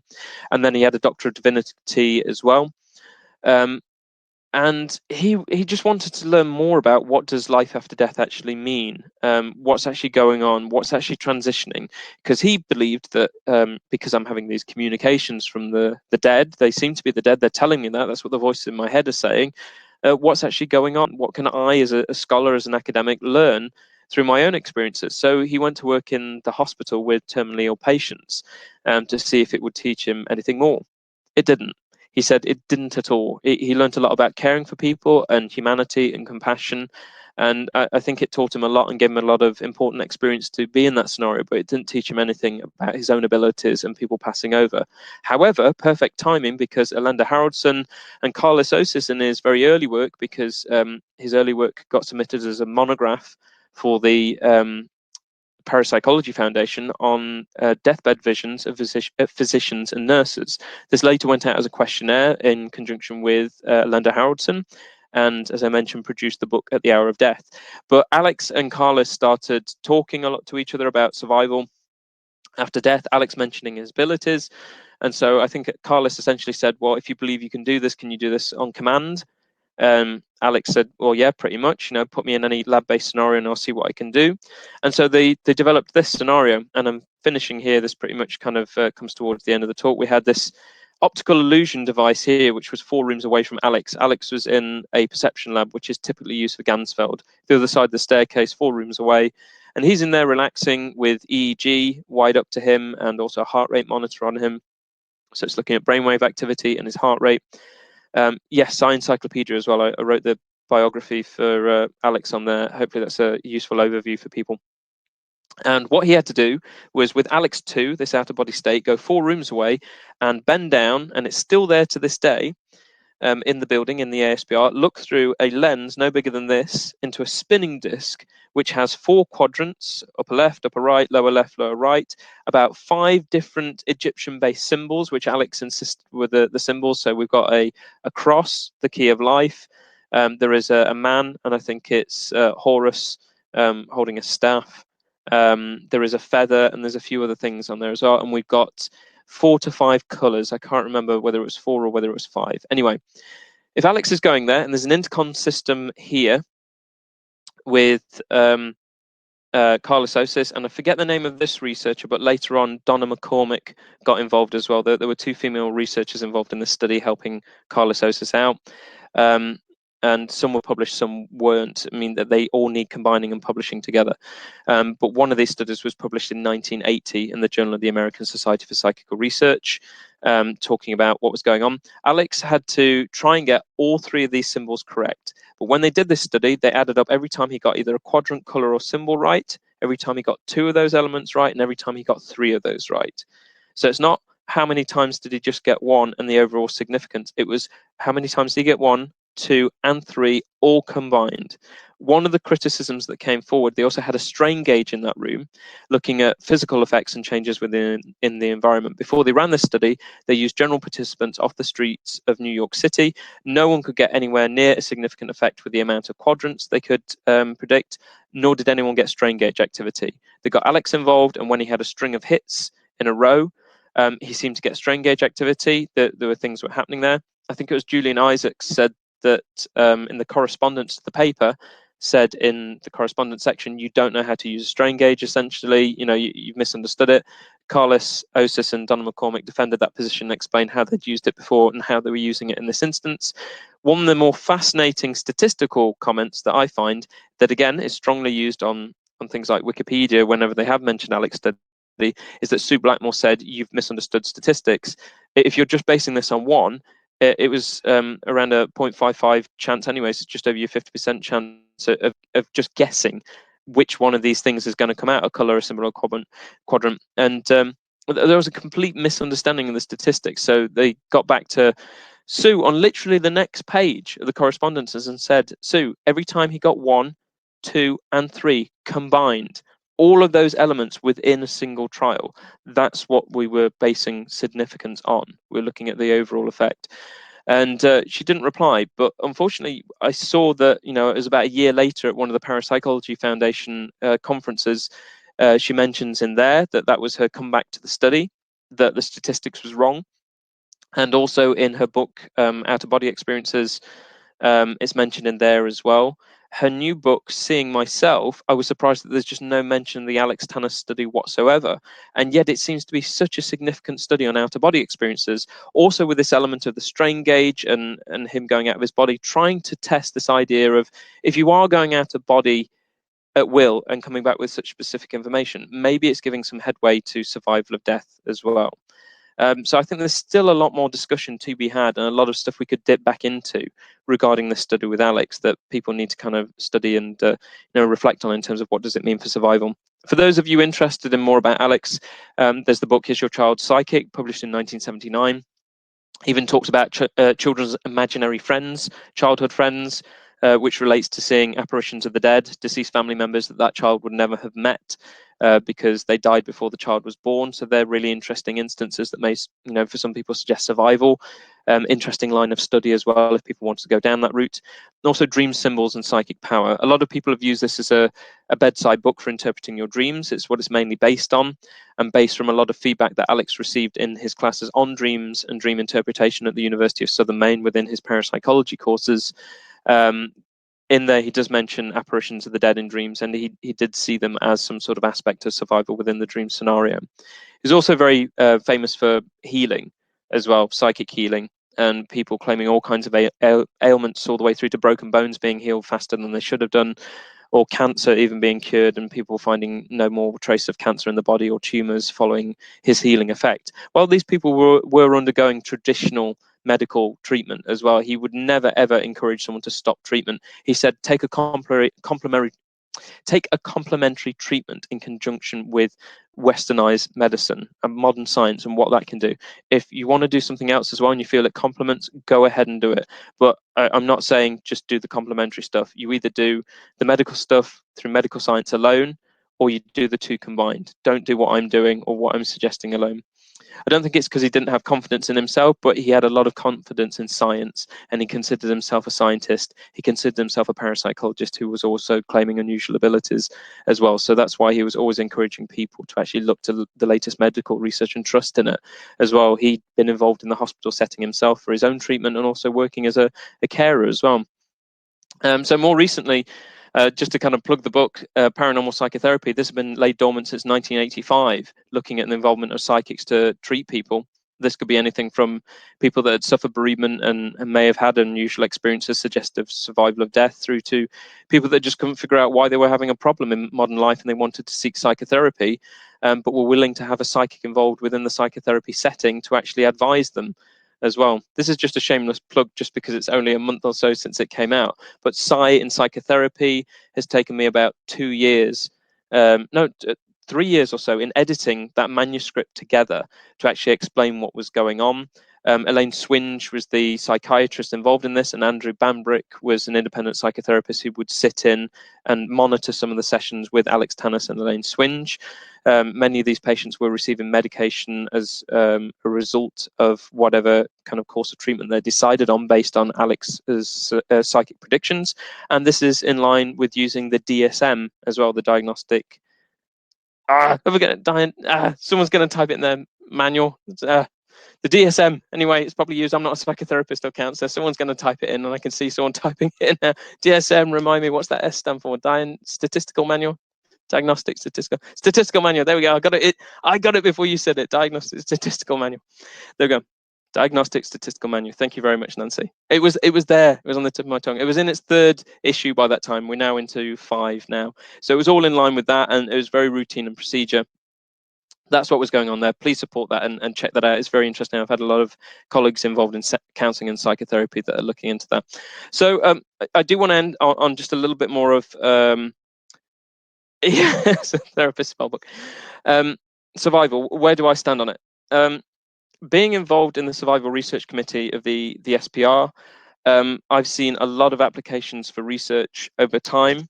Mainly, more recently, the applications that we got through that were successfully funded were things based on reincarnation. They seem to be active cases, and there were things where we just wanted to get people that were willing to do that onto those cases straight away to gather as much information as they could. Going back to even Ian Stevenson's work and things people like D. Scott Rogo and many others had said about reincarnation, there's a number of elements involved there. You've got the psychology behind this. You've got xenoglossy, so people speaking languages they'd seemingly not been taught, or children displaying skills that they'd not been taught either. Being able to play classic music on a piano and not having been taught some other technical skill, all the way through to scars and birthmarks allegedly relating to the manner in which a person had died, and sometimes only a town away being the family which relates to this alleged personality that's within the child's body. There's all these various things to follow up on. I think some of the cases of reincarnation are fascinating in offering some potential evidence towards survival of personality beyond death. And that's as far as I go. The fascinating evidence suggestive of. And I think we've got so far down the line, ESP, some would argue, has long been established. Certainly, if you read the book Real Magic by Dean Radin and you look at some of the comments from Jessica Utz, the statistician, it seems to be a very, very strong case for survival.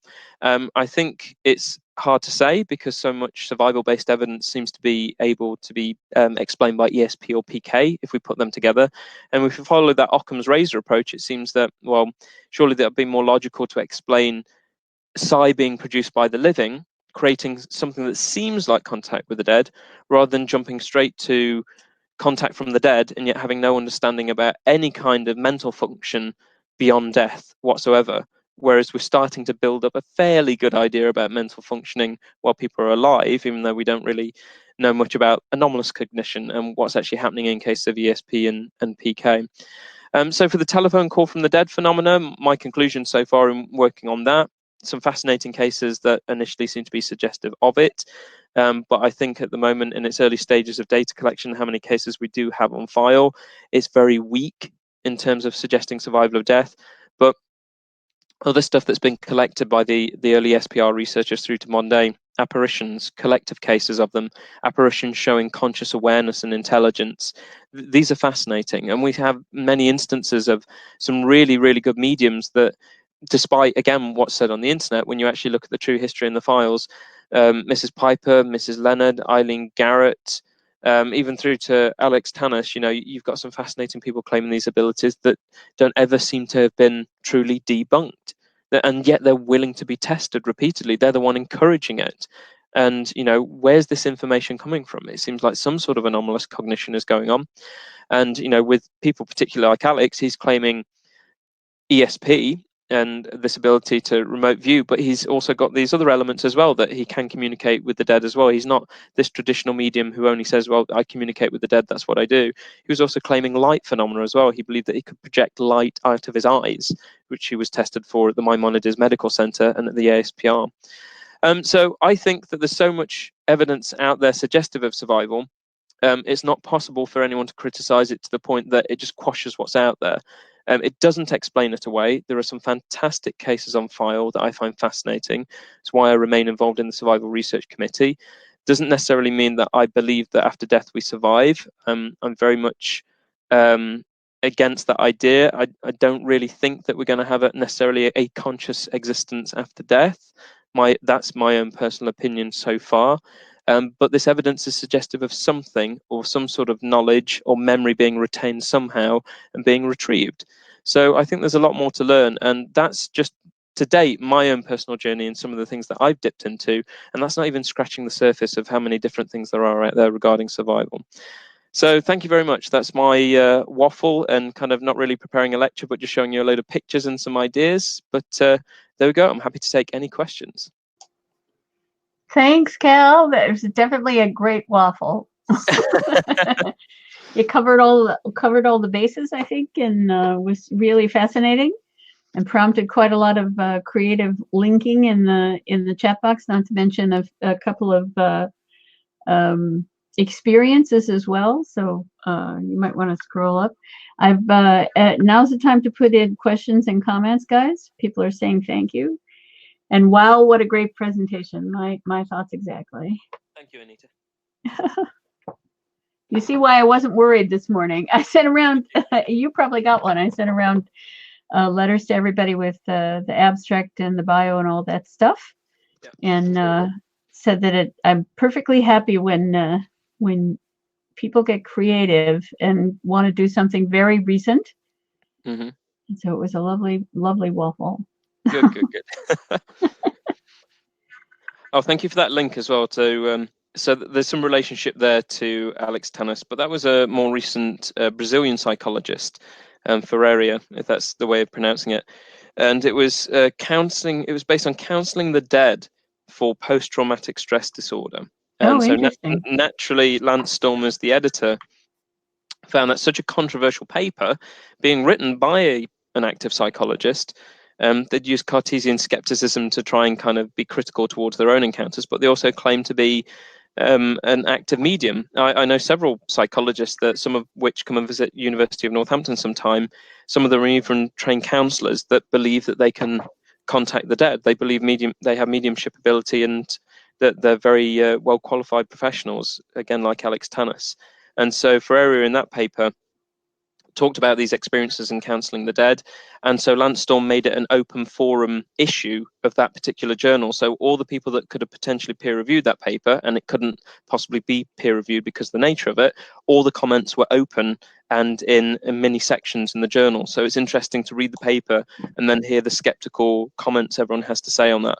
In the very next issue, I published a further follow-up in terms of methods and how Alex Tanous had also claim this ability as well, and what do we know about some of the history of that as well. I think some further issues beyond that, if you look to the correspondence in AJP, I've talked about groups of mediums getting together and claiming counselling for the dead as well.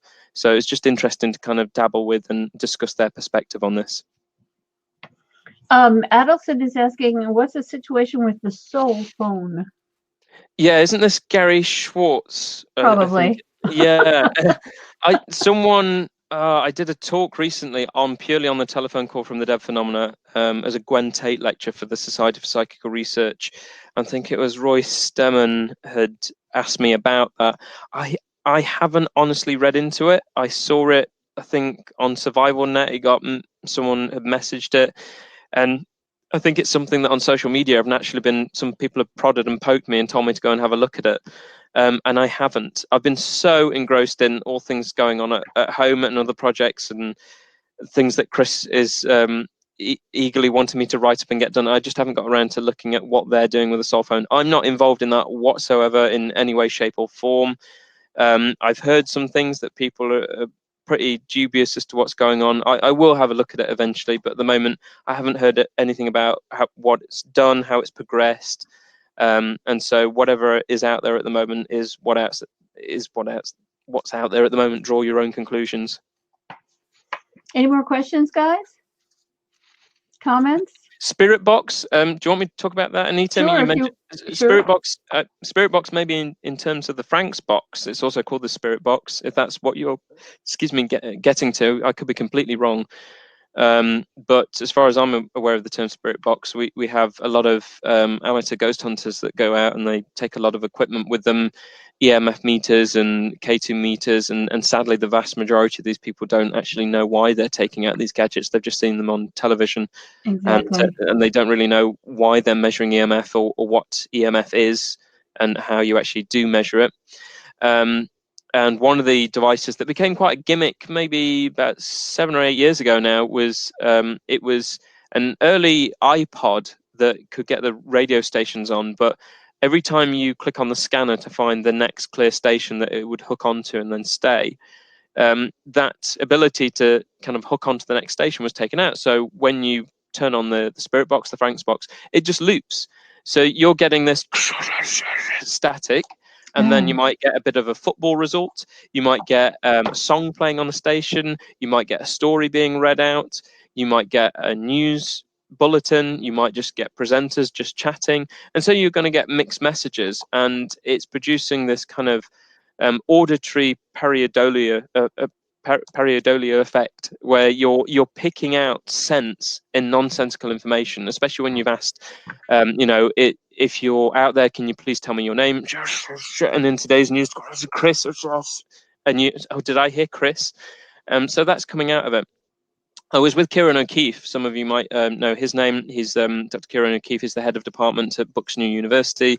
And we were in the Black Lion pub, and he was showing some of his students this when it came out. And we were they're fun. They are fun to play with if you want to kind of play with the psychology of it and understand why people get so engrossed thinking that they're contacting the dead.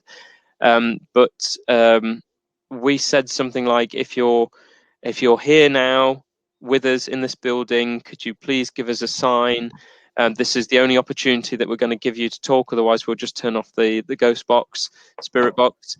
And so it went through all the stations, and then it clicked onto a bit of music, and we got Elvis go, it's now or never. And then went off. So that was unusual. I mean, it just made us laugh because, it fit the bill for what we were asking in a way. But it's just purely the psychology behind it, and it is what it is. It's a broken radio, and it's intended as a gimmick. Some of those early devices, they're being built for the purpose of trying to contact the dead. Whether they did or not, we don't really know. They're all lost in history now, and we don't really have these devices. But they weren't taking something that already existed and had a particular function, and they were just altering it slightly and then making out it was doing something else. But that's what I'd say about the spirit boxes. There was Elaine is saying, given your personal stance on survival, how do you think about contact with the dead? I'm open to it. I've never poo-pooed it at all. I've sat in many seances on the periphery. I've watched the seances. I'm really good friends with many mediums. I've done the with you guys as well, Nancy and Carlos. We went to the Forever Family Foundation Right. Afterlife conference. Remember, in North Carolina, yep. I was there giving a talk as well. Many mediums there, training with them as well and being certified. And we get that here at the Arthur Findlay College as well, where Chris Rowe, Rachel Evenden, David Saunders are working. We have our own University of Northampton lab there to test mediums, and it's all in its early stages, looking at neuroscience and testing the claims of mediums. I'm open to testing the claims. I'm open to sitting in any medium's demonstration. But so far, and even those mediums that I say I'm good friends with, they don't mind the fact that every time I've sat through, I've never been impressed. And they never seem to be able to read me. And when I'm watching them read other people, I've said, look, it was impressive what you just did, but I'm more than happy to stand up on stage and do the exact same thing. Because I've studied cold reading so far, and I've studied Barnum scripts, and I'm also very daring to make stabs in the dark as well, where I will make sure the audience forget that the majority of the time I've got it very wrong. And if I've got it right as a stab in the dark, I will play it up quite a lot and quite subtly as well. So you will forget all the times I've got something very significant that I said completely wrong, and yet I will also play up every time I've said something very significant that was just a stab in the dark that you could relate to some people, and it seems to be I've got the right person in that case, and I've played it up a little bit more. But it's only because I don't think even then the information I'm coming out with, or some of the mediums that I know, has been that overly great. I think some of the greatest mediums that we've had are now just within the history records, those people that I mentioned. And some of the seances they sat in on, and the amount of time they spent collaborating with researchers as well. I could name you though some mediums that I know that I've loved sitting in on their demonstrations. I mean, not so far away from me is Barry John. Barry John did some episodes of Most Haunted and stuff like that, but he makes his full-time career as a medium, and lovely chap and always open to be tested. Another person who's just completing their PhD as well is Ross Bartlett. He was known as the teen psychic. He's at Bucks-New University under the supervision of Dr. Matthew Smith. Some of you might remember his name. He was a student of Professor Richard Wiseman, so also involved in parapsychology. Ross has been a practicing medium for a long, long time, and incredible readings. He's got a massive following. But again, modern mediums, they've just not quite got there for me. I think I could really kind of challenge them, or want to put them in more challenging scenarios. But all the other instances, apparitions and things like that, we still get those odd few cases where, again, incredible instances of multiple witnesses or veridical informations, they do still crop up now and then, and they're just very, very hard to throw a conventional explanation at.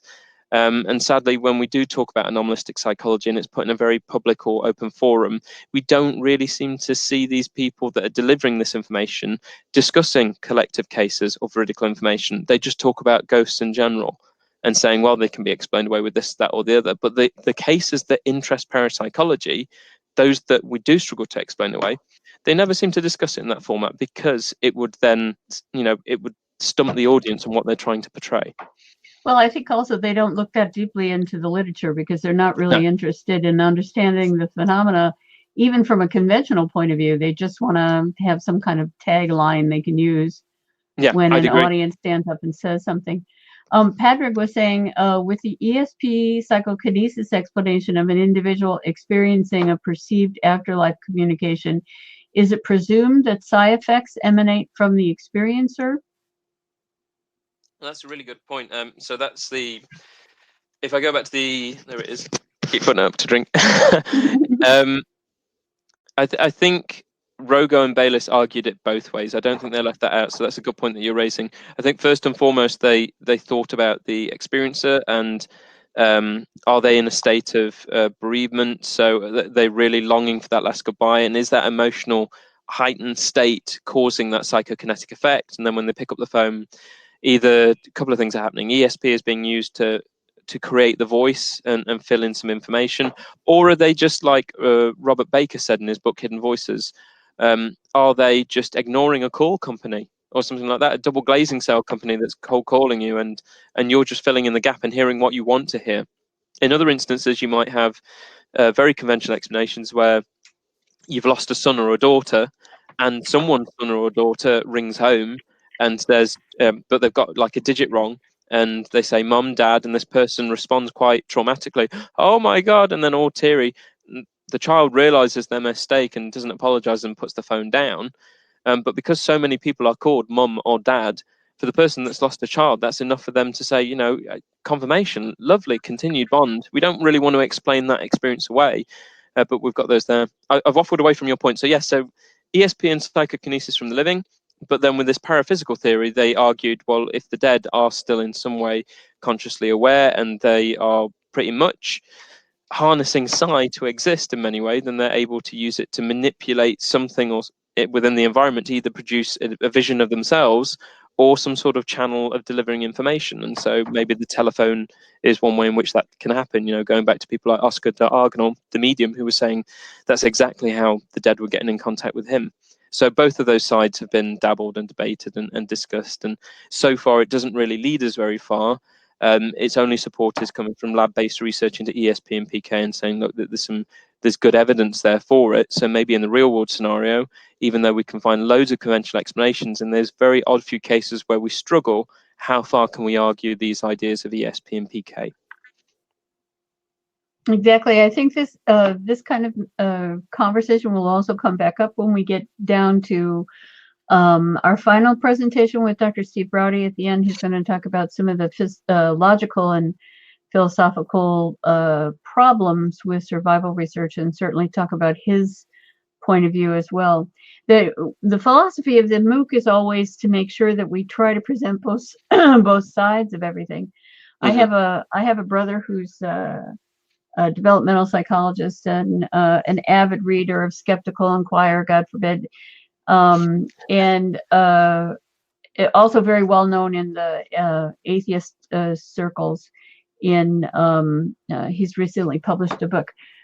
But we once had a conversation about the afterlife, and I said to him, I've made a decision that I will decide to believe in the afterlife because I'm never going to know if I'm wrong. And there's certainly quite a lot of evidence from different areas that are difficult to explain in other ways. Do I buy everything? No. But I'm making a choice, and it's a conscious choice, to have that as a personal belief. When I sit down to read the materials that are coming out or to look at evidence back and forth, then I prefer to take a position like you take and make sure that I'm also very actively trying to maintain the ambiguity of the two sides of the question and look skeptically at what I'm reading, but also look at it from my heart as well. So it's a balancing act. And I think the point that you made earlier on,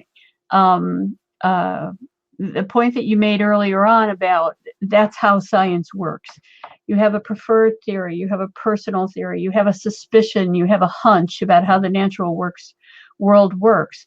But when you get down to looking for evidence, looking at evidence and interpreting evidence, it's really important to hold that ambiguity tight and to be willing to go off your theory, off your personal belief, or in the opposite. So you want to make sure that you're not closing yourself off to not only the complexity of what's happening, because no one explanation ever solves everything. I'm a big anti-fan of the Occam's razor, because the natural world is not simple.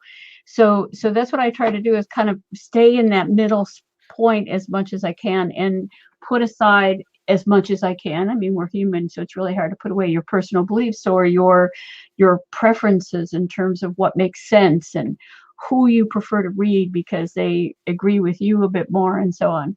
And one of the things that kind of solidified me in that was I had a conversation with Deborah Weiner, who was a staff member at the Institute for Parapsychology back in the 80s. And I said to her, "Oh my God, you're just so brilliant, Deborah." And she said, "You're only saying that because I agree with you." And I was like, oh, I still think she's the smartest person I've ever known in my entire life. But at that moment, that's exactly what I was doing. And we're human and we do that. So all you can do is try to hold yourself at that tipping point between your biases and between what you're seeing, to try to make a decision about what's happening now, and understanding that things are complex, and one explanation for aspects of a whole phenomena field is not going to explain everything that exists in that field. Sure. I'll just say on that point, I mean, I can see some other questions building up, but I totally agree. I always see myself as, if I'm doing any study, then I'm facilitating the inquiry. I've got no vested interest in the outcome. I honestly couldn't care less if we survive death or not. I honestly couldn't care less ESP or PK, all the studies that have been done so far, someone comes out with a revolutionary thing to show why parapsychology has got it wrong, and we actually need to relook at why and how we use statistics in general in all of social science, because we've just got it completely wrong with how we seem to be dealing with human behavior. I really couldn't care, so long as someone can present something convincing. As far as the evidence is going so far, and what I understand the science is going down that route, so I will follow it. But I want to facilitate the inquiry. It doesn't mean to say that because I am doing so, I necessarily believe in the reality of the phenomena as it's understood so far. I just believe in human experiences and that we can weigh up some very interesting things in our heads sometimes. But also on the point Occam's razor, I think I'm totally on those lines with you as well. I did a portfolio recently for the Survival Research Committee, summarising some of the main research that I did on the telephone phenomena, and I was debating multiverse theory and anomalistic psychology, and then also ESP and survival ideas as well.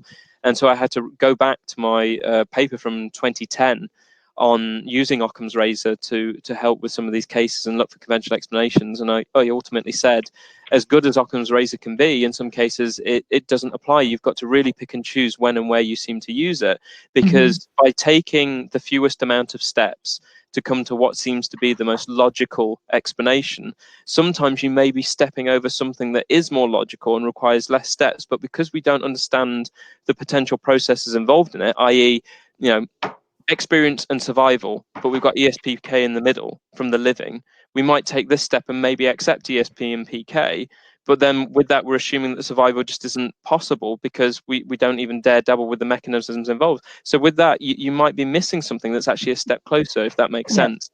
So I don't see it working so well because we're making too many assumptions, or we're only basing those assumptions on what we know of current science, if that makes sense.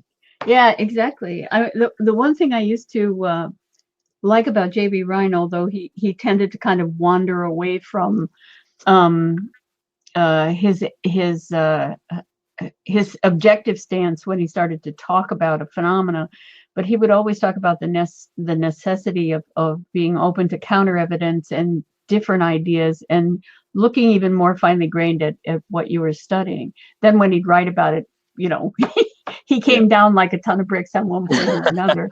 But it's it's hard to do that. It's hard to maintain yourself in the middle, essentially, or to be standing on one side of the fence and trying to see see clearly what's on the other side of the fence. And that's really where most of us are, is trying not to block out what's on the other side of the fence, just in case there's something there that we need to know, whether it's personally or scientifically. So it's fascinating. And you see this bubbling up.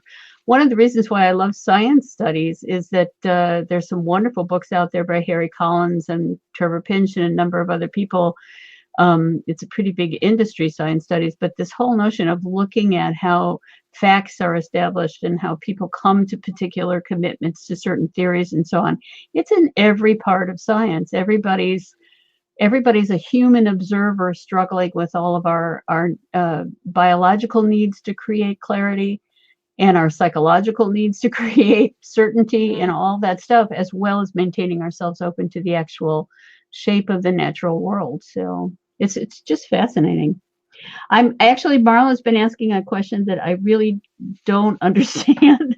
So I'm glad she just said, I don't know, I keep getting asked this question: if I go with a deceased person in my dream, is it going to be the death of me? And I'm not sure how one could answer that question, given that if you pass away, who's going to know? Yeah, I mean, it relates really well to the near-death experience as well, where people say that within that, you can look at Kenneth Ring's different categories of types of things people might encounter within a near-death experience. And one of those is encountering known deceased people that come and hold your hand and talk to you. And sometimes they say it's not your time, but I've come to meet with you and tell you that and guide you back to where you need to be. Some people are saying, though, that they got very close to the light with that person and just decided that they didn't want to be with them yet and things like that, and they go back. As you say, if they do go, we will never know. We never know about those experiences. All we've really got are these glimpses of this potential limbo and people reporting that. So in a dream, again, how we would really know that if you do indeed go off with that deceased friend or relative within the dream, that you die, that is actually what happened, because we only know about each other's dreams because when we wake, we would report them. And if that has Exactly. happened in your dream and you haven't woken, then we would never know that that is the case. Where someone has, God knows what could happen. It could be anything from a brain aneurysm, heart attack, or just adult cot death, and passing away in your sleep that way. We don't know what the person was dreaming during the time of that. Yeah, but I don't know. We have those takeaway apparitions as well. I suppose they're closer to us understanding it, where the physicians and nurses in care homes may see dark shadows around people that are soon to die, or people that are on their deathbed report having visitations from known deceased friends and relatives, and then later do die. So we have had them in the constant waking state, but in a state where we know that they are gradually either getting very old or their body is shutting down in some way, and yet they are reporting these takeaway apparitions. Right. So we can see those relationships to them maybe occurring within a dream, which again, we have this external perception with them in the waking state. So obviously in a dream, it's going to be internal, and the same with the near-death experience where you are in an unconscious state. I think that they're similar, whether it's an internal projection or external. It's just harder with the scenario you're presenting of a dream to kind of clarify whether that did or did not happen. Well, and there are experiences in the shared death literature as well that I think get over categorized, where you've got an individual who's meditating at the time that a loved one is passing away, and in that meditation they have a very elaborate experience of going with that person on the stairway to heaven, or tunnel that is coming in front of their dying loved one, and then coming out of that meditation and reporting those experiences. And in some cases, people who write about these shared death experiences will say, well, there's veridical information, and that's definitely what was going on. She must have been with that loved one and must have seen all the things the same person. You have no way of checking whether or not the imaginal experience of the person who was living, who was next to the dying person, that what they were seeing was real or not, because you can't go to the other person and say, okay, what happened to you? You certainly don't have any kind of technology to project what's in the mind of the two people. So on the one hand, you don't want to dismiss those experiences because there's a number of them and they're interesting to look at in terms of their features. But what kind of objective evidence do they provide? And should they in fact be categorized as a shared death experience, when what they really are is an individual's experience at the time of another's death? So it's kind of one step back from being a verified shared experience with a second person who cannot be talked to about what in fact they were going through. So there's a lot of wonderful stuff out there that's really hard to kind of get at in an objective way. You certainly don't want the reports to go away. You don't want the information not to be paid attention to, but it's hard to know how to really use it. I'm afraid that my conversation space has gone wonky, and I can only see the last two words of everybody's comments. So I think you're on your own there, Cal. I can only go so far back up. Hang on, let me see. I'll go from the last one then. If anyone has any more, sorry, just copy and paste it back in. So it's Marl again. I have other people. Oh, it's more of a statement. I have other people ask me the same question, that if they go with a deceased person in their dream, if that experience would be their death. So that is why I ask. Okay, that clarifies that. There we go. Is there any theory as to why there are dark shadows seen by medical staff as opposed to a bright light? I would need to dig back into things like at the hour of death to actually find if Carlos Osis or Orlando Haraldson actually questioned that, or even Peter Fenwick. Again, taking an anomalistic psychology route down that. If I was interviewing physicians and nurses that kept reporting that, I would want to question a few things, such as the room in which they say they saw these dark shadows, and actually look at how the lighting is in there and the windows, and how often lights and shadows are quite easily cast in that room, and has led to this assumption they've seen a dark shadow, and coincidentally the person has died pretty soon afterwards, and they've just put two and two together. We've also looked in some cases of apparitions as well of undiagnosed cases of Charles Bonnet syndrome, So that would be maybe the medical practitioner doesn't even know that they have this particular eye condition where they're having a spontaneous smearing of vision, and they blink again and it's gone, and the next moment it's there again. And it might form itself as these dark shadows or a white or a grey mist. Might be why in some cases people report the white lady of such and such or the grey lady of such and such, when they don't realise that they've actually got this undiagnosed medical condition that produces this spontaneous smearing of vision.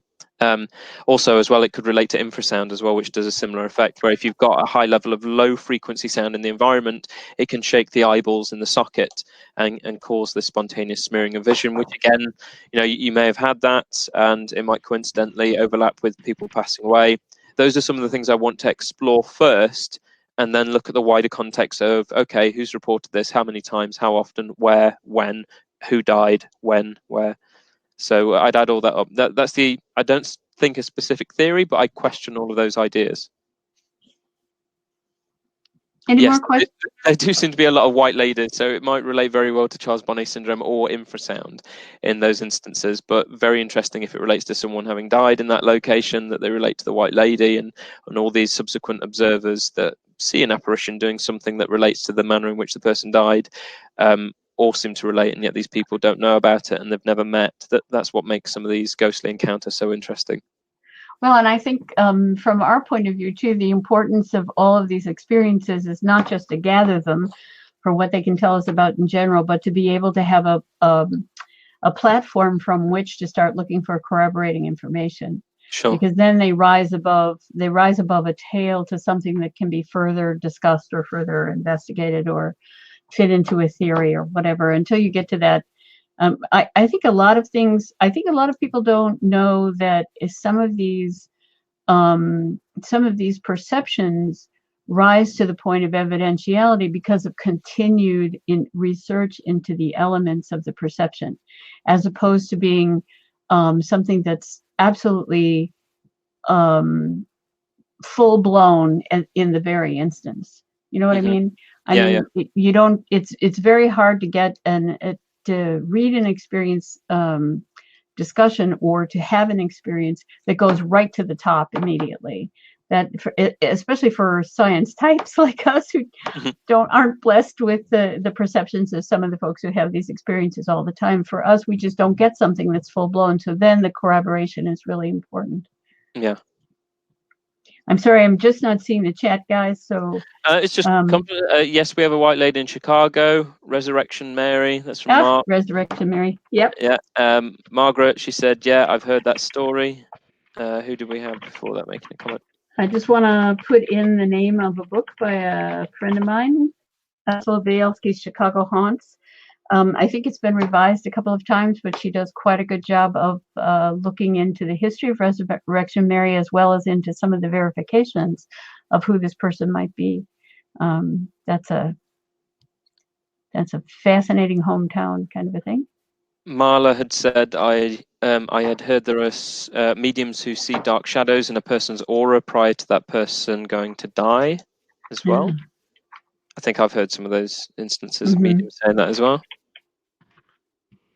Then that's it really on questions. Any more questions, anyone? Anita, dark shadows seem connected to emotion/survival. Also, experience of death, I think. Death shadows in advance. Can see in meditation where light and shadows separate and other things. Hopefully group psychokinesis experiments give some clarity on this shortly. I'm pulling up Ursula Bielski's page. And I confess, I never met her in person, but I know her quite well. And I know, because having lived in Chicago my family's from Chicago, but having lived in Chicago for about 12 years back in the 70s and early 80s, you can't help but be inundated with all this stuff, especially if you're identified with parapsychology. So there's lots of great tales there. And what's interesting about the way Ursula writes is not only is she a field investigator and runs ghost tours and all this kind of stuff, but she has historical training. So when she dives into an account, she really dives in there. And I think that's a nice element to have in these kinds of popular books. So we've got Margaret has asked, what is aquatherapy? Oh, right. That's a good question. I wondered at the time. I've always been interested in people's affinity to water when they do like it. Not everyone is interested in being in or around water. Certainly we have people like Dr. Paul Stevens, who's now at the University of Derby. He was at the University of Bournemouth for a while, and he began a module there on eco-psychology. Eco-psychology is growing quite rapidly, looking at people's interaction with the natural world and what this does to their well-being, their health, also altered states of consciousness as well. And I think a lot of Paul's interest in eco-psychology, I think his own affinity, I could be completely wrong, but from the kinds of ideas and pictures I've seen is more so his interaction with like trees and the woods and fields, and more so because trees have this lovely kind of random element to them. You know, you see trees and you feel comfortable around loads of trees and woods, and why? And it's like the white noise effect, where it's just completely random pattern repeating itself, and the brain loves it for calming itself down and just kind of clearing your thoughts. Whereas trees, they form in the way the branches come out, and then also the leaves and the patterns emerging. They occur through the process of fractals and these repeating patterns. I think one of the best places to kind of see some evidence of that is either looking at the way a snowflake is formed, or if you've I love cauliflower. Cauliflower is a lovely vegetable to stir fry and stuff like that, but if you get a green cauliflower, and the green cauliflower is, or it's known as spiky cauliflower, and it has this perfect fractal formation on it, just this repeated pattern to create this spiky element to the cauliflower. And it's very kind of pleasing to the mind to see those shapes, or kind of, you know, we relate it to the psychedelic tie-dye shapes as well, you know, this merging of colors. But my own interest through that, and I suppose a bit of eco-psychology as well, is aquatherapy approach. Some of you might know it as hydrotherapy as well. So this is through health spas. Dr. John Kellogg had reinitiated a lot of health spas. There've been a lot of interaction, especially in ancient worlds. Look at Rome and Roman baths and spas. We have that here in the city of Bath. We have a number of years ago, one of the ancient Roman baths was unearthed and now is a massive popular tourist destination. Oh, lovely. And it has 3 natural springs that go through, and that was a local meeting point. People bathed and interacted with water. People, warriors and people with ailments, would travel from miles around to go and sit in these pools of natural minerals because they believed it would cure their natural ailments. So to a large extent, we have some positive psychology and the power of positive thinking as to what this magical water can do. And the placebo effect. Another element is that this water is, you know, on a chemical level, good for you because of the natural minerals that are contained within this water coming up from the natural springs, and also the thermal element as well, because in these spas, you're going from hot pools to cold pools, and this has a massive impact on the hypothalamus, which controls temperature regulation around the body, and the interaction it has on your skin. When you get into a hot bath or you get into a cold bath, it sends a kind of a rush through your head as to how you actually feel and interact with these temperature changes, and also the change in the matter as well. You're going into this liquid. And you can experience it in different formats as well for aquatherapy, because you've got ice, you've got steam, you've got it in its natural liquid format. And I've always been interested. I could have like 4 or 5 baths a day if, you know, I could get away with it, but it just seems very weird. I just love being in and around water. And I'm not a meditator. I'm not someone that's followed transpersonal psychology particularly. I've been a researcher and participant in the Ganzfeld before, which is this relaxation technique where you'll lay back in a reclining chair and you've got the headphones on listening to white noise and eye shields with just looking at this pink haze through a pink light. And it's nice, but if I wanted a quicker form of altered states of consciousness, I'd just go and sit by some running water, more so naturally, or in a spa, like where a jacuzzi is constantly overflowing and going into the filter, and I can just hear this rush of water going over. And so with that, I've been involved in research with flotation tanks as well, so where you're floating in the dark because of the Epsom salt in the water allowing you to float. My training, I certified as an aqua yoga therapist in 2015 through Birthlight, which mainly deals with aquanatal yoga therapy as well, so for pregnancy, supported by the Royal College of Midwives. And I was there along with people that were either swimming instructors for toddlers, or these people were midwives already. I went along as a psychologist just because there's very few courses around in either hydrotherapy or aquatherapy. And I just thought, well, at least this is an outlet to actually understand how doing yoga in water can help people with buoyancy and people with back pain, MS, recovery from surgery. And I'm seeing the physical properties of it and why the exercise in water is helping. But then the psychologist side of me wanted to see, well, why are people opting for that in the first place, and what are the long-term impacts of it as well?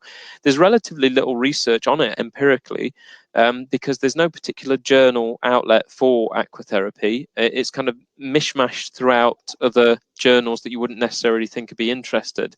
But there's Annette Shellgren. I think she's in Sweden. She's been one of the more recent researchers on flotation tanks, looking at the actual physical impact it has on people's well-being and health. So those are the kinds of areas I go into. Anything that involves interaction with water and its impact on our health and well-being, I'm interested in that. But I've been dabbling with its overlaps to parapsychology because the flotation tanks and how similar they are to the Gansfeld.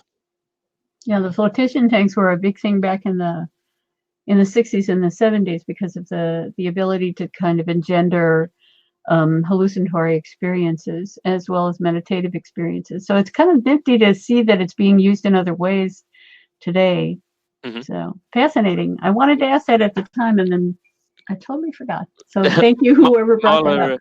Marla is correct with the scrying. I mean, if you go back to ancient civilizations, oh yeah, you have people staring into darkened pools of water as a very early form of scrying, where you're looking at this self-reflection in poorly lit conditions, and it creates some incredible imagery. But there's using water in a, not necessarily diving into it, but it's kind of an interaction visually to create altered states and produce visions, which we can then relate to things like the psychomantium, where you've got the room full of mirrors.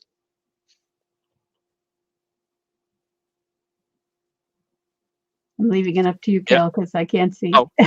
Oh, right. That was it pretty much. And okay. Mark said I wrote a story about flotation tanks some time ago, or the psychomantium room as well. Yeah, and Ray Moody, I think when he first wrote his first psychomantium book, was talking about the scrying water in a copper bowl that the ancient Greeks used for scrying.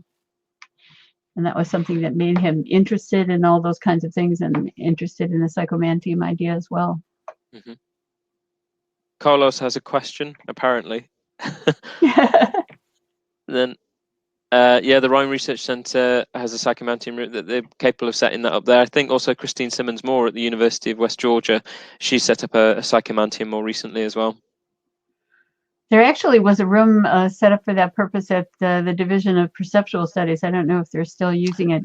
When we were there, it had become a file archive room with boxes of files. Mm-hmm. But I don't know what's going on at the moment. We left almost a decade ago. Carlos says, do you have case of clocks stopping, objects moving or breaking at the moment of someone's death? New Good cases. Question. Well, with this questionnaire that I mentioned, the ADC one, and thank you if any of you do speak Spanish and you've gone ahead with it, or you know people that do, and you can send that out as much as you can for 2 more days to get that done. I'll be interested to look at whether that's actually going on in those cases, because we've asked about physical effects. So I would have thought your clock stopping, your objects moving, things breaking down at the moment of death, they're going to crop up. I think I heard something about that maybe within my more recent data collection when I did the PhD, but there were so many accounts in there, I'd be hard pressed to pick out any particular case I could tell you besides that pint glass moving. And so now you've raised that to me, I will specifically have a look out for that within the cases. Nothing springs to mind there, but I do know that stuff is still occurring. Yeah, that's the thing about this phenomena, it's persistent. Mm-hmm. And there has to be a reason for why it's persistent. Mark, the psychomantium experience is a bit unnerving. Anita, my watch stopped with my near-death experience. Oh, that's interesting. And Carlos has put an old study about the physical phenomena. He's put a link up there. University of Virginia.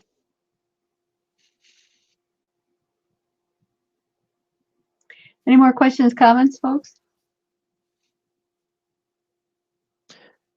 Comment from Marla. When I lived in Reno, Nevada, some friends and I went to a Blue Moon drumming circle at night that was held at a Buddhist temple, and a group of we women went into the ladies' bathroom, and we all saw the head of a Buddhist monk in the mirror, and we all ran out of the room screaming. Oh, interesting. Mm. And what was he looking? Why was he looking around in the ladies' bathroom? Yeah, what was he doing in there? What was on his mind? I want to know. It clearly wasn't signposted correctly. I know, right? Exactly. Mark, a drive-by spirit visitation. That should be a technical term. I wanted to ask, just in general, about the state of anomalistic psychology in the UK, because it certainly bubbled up and died out almost completely over here. So I think Professor Chris French has been the main person who's kind of led that. I've never. I will talk about it and treat it as a sideline and two different arms of parapsychology, but I don't really see the point, because I see anomalistic psychology as there and parapsychology is there. Parapsychology is interested in everything anomalistic psychology has to talk about. It's just it's gone beyond those elements. It's interested in the outskirts, saying, well, let's now put aside the assumption that we know everything. Let's dabble with the idea of something else going on, just because it fits the bill of these other cases and what we're doing in the lab. So, let's give way to some new learning here. And so I think David Luke might have used that term for his course at Greenwich, though I think he more so used the psychology of exceptional human experiences. So it was more a parapsychology line of things. And they've done similar at Bucks-New University as well, where they have a module on exceptional experiences. And Dr. Matthew Smith is just at the moment setting up again the Exceptional Human Experiences Network. Yeah. And so he is interested in that. But again, he's come from a background being supervised by Professor Richard Wiseman, that it would endorse a lot of anomalistic psychology and try not to allow too much suggestions of psi being involved at all. But Matt isn't really a person that would completely outright dismiss those ideas. As we all are, we're interested to listen, put it on the table, let's have a look. I'm not going to just say no. I don't want to know at all. Don't show me. I'm not interested. Other things can explain that already.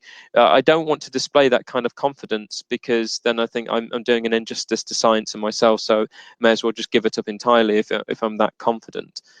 I'd sooner see the evidence and then form a weighed up, a good critical evaluation and a good skeptical evaluation as well. Well, I think Matt has a more nuanced view of all of these things than his professor does. So yes. That bodes well for the network. That we saw him recently. Richard was presenting a night of Harry Price at Senate House at the. Oh, I saw this. I haven't watched the YouTube videos yet, but I saw it on YouTube. It was very good, and there's a lot of Harry Price's stuff there. It's now not in one place in the library; it's all dispersed over. But Richard did a very good presentation. That was nice. It left a lot of Harry stuff open, because there are a lot of things of Harry Price's that we could put a variety of explanations to, but some of the stuff just remained a mystery. And he was very respectful of that. And also, there was a lot of comedy with some magic. Kind of interspersed with it, and some music, and it was a very entertaining night. It did Harry Price a really good turn. Oh, good. Anything else, guys? We're at the, actually, are we 2.5 hours in? Yeah. My goodness, how time flies.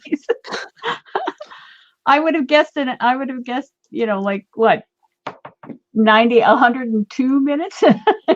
I've clearly done something right. Yeah, exactly right. Well, I see you have something else down there that's got a question mark. Oh, they're all moving up. Alejandro, probably it would be a very good idea to organise an expert meeting on psychotherapy approach on bereavement in Northampton.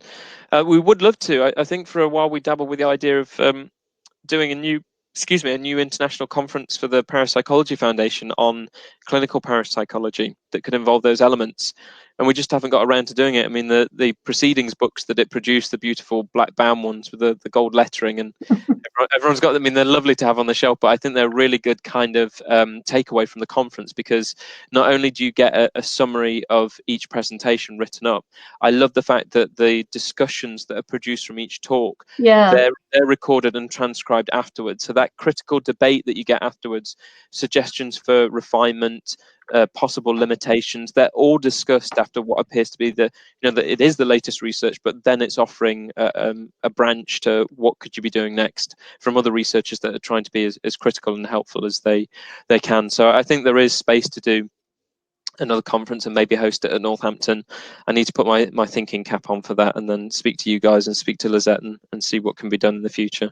Yeah, speak to Lizette. Carlos and I, after July, will only be involved in the online as staffers in the online events that the Parapsychology Foundation puts together, and with ParaMOOC, because money is running out over there. So we're going to become volunteers again in July.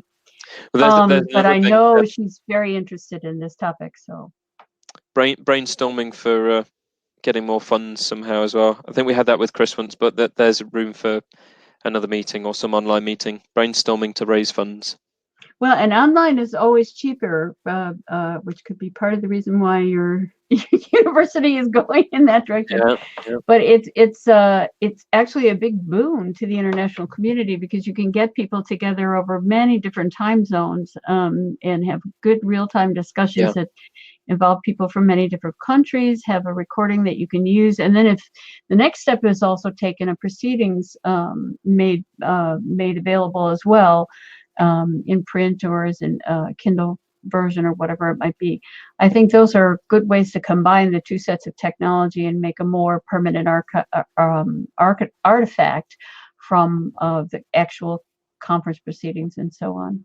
But I think that that aspect of the PF's international conferences, having those discussion forums available and the content of that available, has always been a really big boon.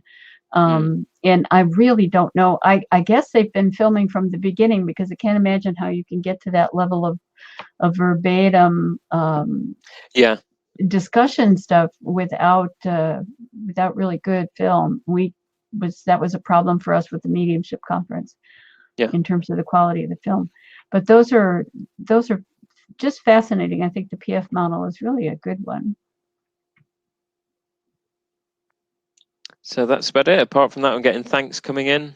It's a magnificent lecture. Thank you. Thanks. Thank you, everyone. Thank you for coming to listen to me waffle, because I hadn't got anything particularly set, and it is more so a bit of my journey. But thank you for all the thanks and praise and the questions and coming to join us. Really appreciate it. Really appreciate the support. And my website, I don't know if I put it there, but that's just www.callumecooper.com if you want to go there.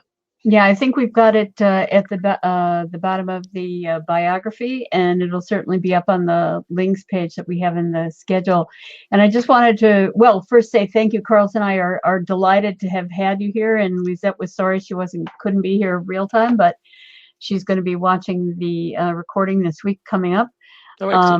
So as always, I knew the waffle was going to be fantastic. So thank you so much for this wonderfully productive waffle. So I just wanted to remind you folks that next weekend on Saturday, we have Julie Beischel, who'll talk about the 4 types of after-death communication experiences. That's at noon on Saturday the 4th.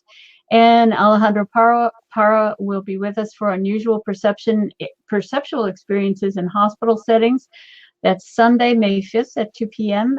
There's both bios and abstracts and Alejandro's longer title in the course information in the course room, as well as you all got another version of the shareable links document this morning in my hello letter.